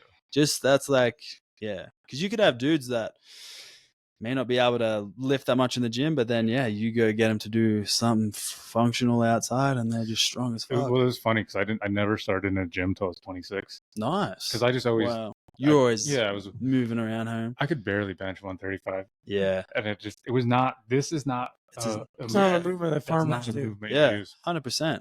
And I might bench 250, 275 now, but it's for sure. I haven't bench pressed in years now either, because that's how I injured myself. For sure, it's bench press. A lot of those lifts, when you really think about it, like they don't really carry over too much to these specific situations you might see in jiu-jitsu or just like general life per se. Like even like the squat, like sure, it's like, if you want to build a big squat, but you can do it in other ways. You can build pressing strength in other ways. You can build your leg strength in other ways. You don't need to do this one specific lift. I mean, to achieve isn't something. A lunge so much more practical than a squat? Like all the unilateral single leg Bulgarian split squat stuff. Like you're not loading through the spine. You're probably going to get better contraction and isolation through whatever musculature you're targeting through the lower legs. So I just think practically, I'm like, when I step, I'm on one leg. I'm not on both my legs. So a lunge makes so much more sense. For sure. To target the one side. I'm never stepping with two legs. Yeah. So you look at the old Russian dudes, like that were coming out of Eastern Europe in like the 50s and 60s, and essentially it was like no chest. It was just all back and shoulders. Yeah. And then you look at like there's a photo recently circulating like Islam Makhachev, and I actually done a post about him, like because you hear of fighters talking about the ability for him to produce such a high amount of like squeeze, and you see his back, and it's just like. Yeah, so a lot of times these pretty muscles, chest, quads, don't really transfer too much to like a functional. So like you would rather like big hamstrings, glutes, that's going to propel you and drive you through anything. And it's everything. All my back I got from lifting hay because we have so much hay. Yeah, and forearms is from milking cows. Yeah, that's which makes sense because like if you're not pressing, but you're like carrying things, so your back's strong. Yeah, you'd rather that. That's the Popeye forearms is always from milking cows. Yeah. Because guys used to do milk cows by hand. Really? Damn. Yeah. What did you used to do? We have machines, but you gotta you gotta prep them. So you do all that with your forearms. It's a lot of forearm squeeze. It's just a lot of grip strength. So do you drink raw milk now? I don't now. I should find a place that has it. There was a lady in Belgrade. Yeah. Oh really? Yeah. Yeah, I should because I go around to her farm. Have you been over there yet? Nah, I'm gonna go next couple of days. Let me know when you're going. I'll go with you if I'm free. I feel like I have like 4 or 5 people that want to get on it. You know, take a whole crew. It's so damn good. It makes so much sense. You should take me with you just because I can grill her because I grew up in the industry, nice. so I can ask her. Yeah, dude, this guy's gonna fucking. Yeah, he's gonna ask what are your practices like. Yeah, dude, dairy talk. No, but I mean when I go to a farm, like if I'm gonna buy the food off the farm, I can ask them a million questions. Just being inside the industry and kind of understanding all the the organic, a lot of it is BS. For sure, man. If you don't know the questions, ask. Yeah, I brought some milk quickly because I was in a rush. Whole Foods had all the organic labeling, ultra pasteurized on there. Yep. It tasted so bad. And this thing, the use by date, the use by date was like in like 3 months. Dude, I was like, how can you say it's organic if you've clearly put something into this to preserve it? Yeah, for a long fucking time. Yeah, that's not like it's gonna it's gonna go bad in like 15 days. Okay, cool. The milk I get goes bad in a week. Yeah, which is good. That's good. Yeah, but what I'm getting at is like, let's just say it was a week or two. Fine. Yeah. All right, fine. Yeah. But for whatever reason, dude, they're ultra pasteurizing things now, and they're lasting months. It's scary. Well, supposedly they're lasting months. Because I was on. It's not spoiling. It doesn't mean it's good for you. I was on the plant-based train for a bit. I'll admit, I got sucked into that whole ideology, I guess you would call it a little bit. Back in the day when that documentary came out, The Game Changers. Okay. Yep. And then I was off milk. Wasn't eating meat as much, and that's a whole nother rabbit hole in and of itself. But did you turn into a kiwi? I was gonna say kiwi. Nearly. I lost so much weight. I lost a lot of weight. I was getting injured a lot too. I was gonna say then you started eating meat and you started liking women again. That's it, man. That's what vegans do to you. Michael Jordan's trainer. He came out with a book in the last couple of years, and he's gotten a lot of popularity. He was Michael Jordan and Kobe Bryant's trainer. And is it Tim Grover? Yeah.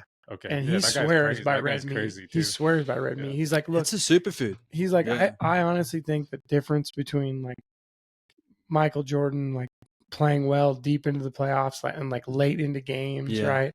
Like overtime games, is he's like, it was that he ate a steak before every single game. For sure. I was going to ask you that earlier and I forgot to. So when you were saying 1 gram of protein per pound of body weight what is that to gain, or is that just to maintain? That would be to gain. Depending on your age, as you get older, you definitely need more because like your body will start to experience a bit of sarcopenia, age-related muscle loss. So when you're older, it should be like more, maybe like 1.2, 1.5. What 1.2, 1.5 of what?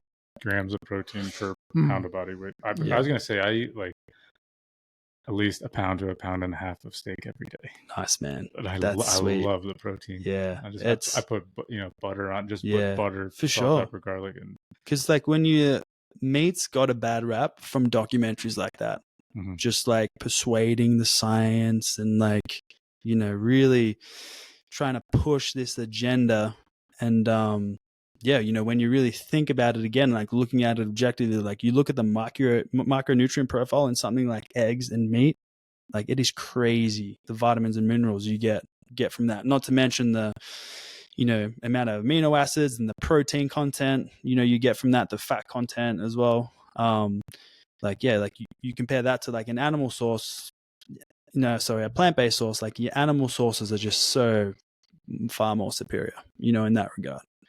And unfortunately, it's just something that people are going after. You know, they're like, meat's bad.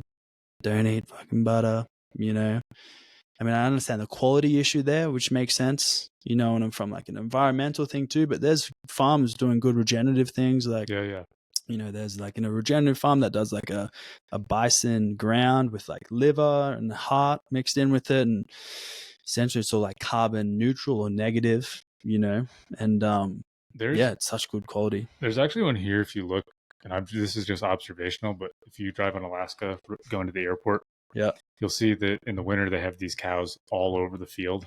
Nice. And what they do is they feed them. They dump the feed out all over, so the cows are going all over the field. Yeah, and the manure is going all over, and then they grow there. But that's the way you create regenerative soils. For sure. And I haven't talked to them or met them, but I just see. I'm like, oh, they're actually they're following really good. All the farm carbon's practices. being put back into the ground. Yeah, because we went to a dairy farm in Michigan that a mate of mine, his family owns, and all the cows are in silos. They never leave the silos, and they're in there. They're just shitting in the same spot It's they're disgusting, eating, and like I understand the debate there, but that doesn't make sense to me. It's a pretty bad cycle because all the prices on dairy are regulated by the government here, and the only way that it's set up is you have to be on a mass scale to make any sort of profit. So if you're not huge and insanely so they're productive, trying to pump it out. But it's crazy how like they ban raw milk because they think it's like a sanitary thing, or they're like it's can't be controlled, the cleanliness of the milk, and there's bacteria that may form. But essentially the only thing is like whether the cow could like urinate on itself and the surrounding. Is that correct? Yeah, and it's funny because we talk in one of the podcasts. I think with my mother, we talked a lot about this. But if you want to listen to it and have nothing better to do with your life, so this is kind of, I don't know how proven this is, but this is my logic. Is back in the day when they used to produce milk. So I grew up in upstate New York. New York's got the third most dairies in the U.S. Wow. And it's because the city's so big. Yeah. So there's a huge demand for milk. They would send all the milk down to the city. It's all farmland when you get outside. But they didn't have good cooling practices. So to keep this milk at the proper temperature and refrigerated, they would literally put them in like an ice box at the end of the road. And then a truck would drive by and pick up this 5 or 10-gallon pail with just a aluminum lid. Yeah. And you hope that milk stayed cold, but you drive it down to the city, it gets warm, people get sick.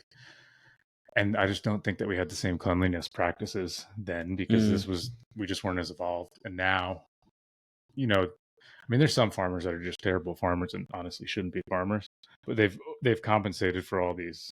So if they just pasteurize the life out of the milk, then they boil it. Then it won't get anybody sick. But if you're a good farmer and you're keeping it for, there's USDA standards for how cool your milk has to stay. And if you're good, but we're like talking about the jiu-jitsu guys and cleanliness. There's too many people and there's too that many people. benchmark to uphold. That's why I was saying I really want to go to that farm for sure. Meet this lady and just say, what are your cleanliness? Yep. Because my wife was asking her, and they were very open for you to come in and look at what they're doing and the processes. Let's go. I would like to go. Yeah. I want to get some. I want to get some. If anything, it's like I feel like the government should subsidize things like this to allow farmers to have the funding. Whether it's again if there's more farmers, as you said, having these more cleanliness type practices, whether it's these organic beef farmers too, man, this stuff should be subsidized for sure. That way, at least you could lower the costs. Farmers get paid, man. It's such good food. Opposed to us, people putting $60 million into fake meat research, and the production of that, which is just absolute garbage. When you look at what's in it and the ingredients in it, brutal. The other thing, coming from a really small farm community, this is I see this because I was stuck in this for a while. You get stuck in your ways, and you don't want to hear that. Yeah. You don't want to hear about doing something different. You're not going to tell a 40-year-old dairy farmer how to have better hygiene practices. And he'll want to run you out with a shotgun, and then you almost can't blame him because he's been working his ass off for so long. Yeah, they're fucking irritated. They've been working way too much. Yeah, and he doesn't know that's what 7 days a week. His father taught him, and I used to be like that too. I was like, these idiots with their organic stuff, and now there's a too far. You can go way too far with the organic stuff. Yeah, to where you're not even worried about the health of the animal. Yeah, so you now have this animal that's sick and it's malnourished. Yeah, it's not eating enough because you barely feed it anything, and then you won't treat it when it gets sick. Yeah, and then you produce that food, and you're like, yeah, this is better. You're like, no, that's a half a dying, sick, uncared for cow. Yes, that you're drinking milk out. Yeah, it's just as bad as how good could the milk be when this thing is fucking about to die? Yeah, this is as bad as a cow that's hopped up on hormones. Yeah. Mm-hmm. Anyway. Yeah. Down the rabbit holes we go. Food's good here though. And that's a one weird thing. A lot of Aussies ask me, just oh, is the food good there? Because again, they go to the New Yorks, the LA, and I'm like, and speak for Bozeman around this area. I'm like, there's better access to quality food here than anywhere I've been in Australia for sure. Have you ever gone to the farmer's market here on Tuesday? I have. It's a zoo, but there's so many options there. There are. A bit expensive, like some of the meat. I feel like because they know it's like a farmer's market, they'll charge more. But yeah, it's a nice market. There's some good fruit and veg there. And they should do that more. It'd be cool if they just, because I think they've done it at like the showgrounds here. The fairgrounds, Fairgrounds a few times. Winter. Yeah. Because there's so many of these farms, but the co-op seems to stock a lot of their produce, I know. Yeah. And their prices are very similar. Like I buy a lot of meat from B-Bar Ranch here, and prices are pretty much identical from, what's in store, which is good. Yeah, there's definitely good options. There's really good meat options too. If you do your research and you just buy a whole cow or a half cow. It's like, I don't mind paying for it. For me, like investing in good food makes sense. But yeah, that's why the hunting thing makes a lot of sense too, to like have that freezer full of like some good, clean. You're not going to get better meat than a wild elk running through the mountains of Montana. Sure. And I know it obviously there's a cost investment when you have to hunt. So it's all the gear and the time. But yeah, when you eat a lot of meat, it can add to the grocery bill. Yeah, for sure. How much meat do you eat? Like I said to you, probably like... What's your day look like diet-wise? Generally don't eat breakfast. For lunch, I'll usually... Most of the time, it's something that I cook. I'll like cook when I cook dinner at night. I cook my lunch for the next day. Yeah. So that's usually like, I don't know, maybe like 8 to 12 ounce steak with some sort of green. Nice. There we go. Some plain yogurt. Ooh. And then an apple and a banana. That's usually like, that's my... And then dinner is a lot more like a big steak. It'll be like 16 to 20 ounce. Nice. A lot of greens, and then probably a couple slices of bacon. Sometimes I'll throw a few eggs in, and that's pretty much all I eat. Literally, it's generally always no carbs. Like there's the carbs in the greens, and then whatever might be in the plain yogurt. I eat the yogurt literally for the for like my gut biome. It's just plain nice, and that's generally every day. Sometimes I'll buy like some of the Costco grilled chicken if it's like doesn't have crap in it. And I'll eat that for lunch with a lot of cheese too, like a slice of cheese, and eat that. Nice. That's it. And some milk in there. Not really milk. Not really? But if I get the raw milk, there we go. There we go. And I could eat that every day, and I'm very happy with that diet. And that could be sometimes I'll mix in burger instead of steak, but it's always pretty much meat. And nice. It'll be elk or venison if I have Any fish? Do you eat much fish? Not really. No. And I once in a while, but I don't have like a habit of cooking fish. Yeah. I would just have to make a habit of it. It's a little bit not harder to cook, but I just feel like it's a different cooking. Yeah, the last one I bought was a big fillet from Costco, and I just cooked it on cast iron. Oh, nice. It was good. Yeah. Nice. What about you? What's your diet like? I do in the morning, same thing. Like I try the lean meats, rotate between fish, the chickens, the steaks. Then from there, it's all like complex carbohydrates, the greens. Mm-hmm. Try to stay away from breads. And then from there, try to fill in like the micronutrients where you can by eating, things that are high in that. So like, for example, in the morning, instead of like a piece of toast, I'm going to like choose sweet potatoes. So like my breakfast is like 5 eggs, sweet potato, and then the liver, ground with heart and bison, just like a small portion of that. Where do you get the liver here locally somewhere? No, that's from a company called Force of Nature. Okay. Yeah. And then from there, it's, like I probably wouldn't call it a lunch. It's like something in between. I'll do like a big whey protein shake with some milk, bananas. Then from there, bananas. Then from there, lunch I'll do like a tuna. Okay. Tuna and salad. Tuna's good. I haven't eaten tuna in a while, but I don't know why. And then dinner is like a meat. So I try to like do lean meats during the week, or like a chicken and some form of veggies. But I probably eat too much fatty meat. I love those ribeyes. Yeah, the cholesterol, that's a whole nother rabbit hole too, man. That's another big rabbit hole. The town and country, at least the one on campus, I'm not sure about the one on East Main. They sell liver, like they sell organs. Nice. Yeah, so does the co-op, and they got that B-Bar Ranch liver. Okay, like it's potent. Like it's definitely potent. Like you soak it in milk or anything, or there's different ways to cooking. It's brutal. Like I've like the smell of it. Like we put it in the air fryer. I'll pull it out of the air fryer, and it's like it gets your stomach going. But because the mints or the ground that we buy hasn't mixed in, it's sort of like, it's easy. Neutralizes it. Yeah. But yeah, no, it's a superfood for sure. You look at what's in liver, it's like next level from a micronutrient density. And I mean, that's why, have you ever seen the killer sharks, the great white sharks that wash up in New Zealand and South Africa, where like they have their livers taken out with almost like surgical precision? So like the killer whales will go and kill massive great white sharks, and they'll just go straight for the liver. They say that's what a lot of predators do when they kill a deer or anything. A gazelle, and they'll literally go for the guts and like the organs. That's the first thing they'll eat, the liver. Yep, most nutrient dense part. Yeah.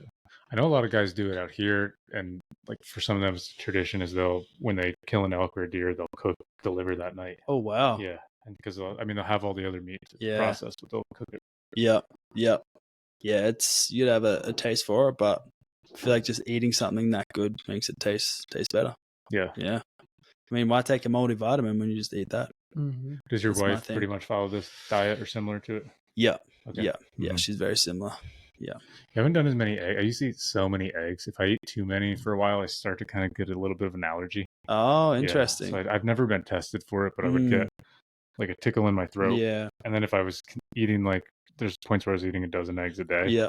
And my stomach would start to bother me after a while. So I'd have to It's hard to find the quality of eggs for sure. Yeah. I think that's a big proponent of it all. You can tell with the yolk color a lot. Yes. That'll essentially tell you what they're eating. Yeah. Yeah, that's like going back to that protein, protocol. I feel like a lot of people just think of that as just like something, he's trying to like put on muscle, like he's gonna beef up and eat protein. But like from like an immune standpoint, there's even multiple studies now, your survival rate of certain types of cancers is all dependent upon how much like muscle mass you have. And as you age from like the movement perspective, like there's so much benefits there. Like a lot of people might come to us, they're trying to improve their joint health, and you look at the protein intake, it's super low. Along with the training, the diet changes. It's crazy how much better people's body feel with that extra amount in there. Yeah, you're living off bread and pasta. There's an interesting study that has to do with dementia and how much muscle mass you have. Yeah, nice. So like people who don't have a lot of muscle, they are, I don't know the numbers, I don't remember, but significantly higher percentage to get dementia. That's great. That's awesome. It's interesting. Yep. You guys are making me hungry, man. I know. I could eat again for sure. What time is it? Steak and beers. Yeah, I'm ready to eat. Yeah. Should we wrap it up? Yeah, sounds All right, good. Say your Instagram and website again. Ascend Movement Training. Okay, I'm gonna find you on Instagram. Jump on there. Cool. Hopefully, any of the jiu-jitsu bros and anyone that listen to this, get some good info. For sure. Thanks, man. Thank you. Thanks, lads. Thank you, lads. Now we're lads. I thought we were mates. Cheers, lads. We're cunts.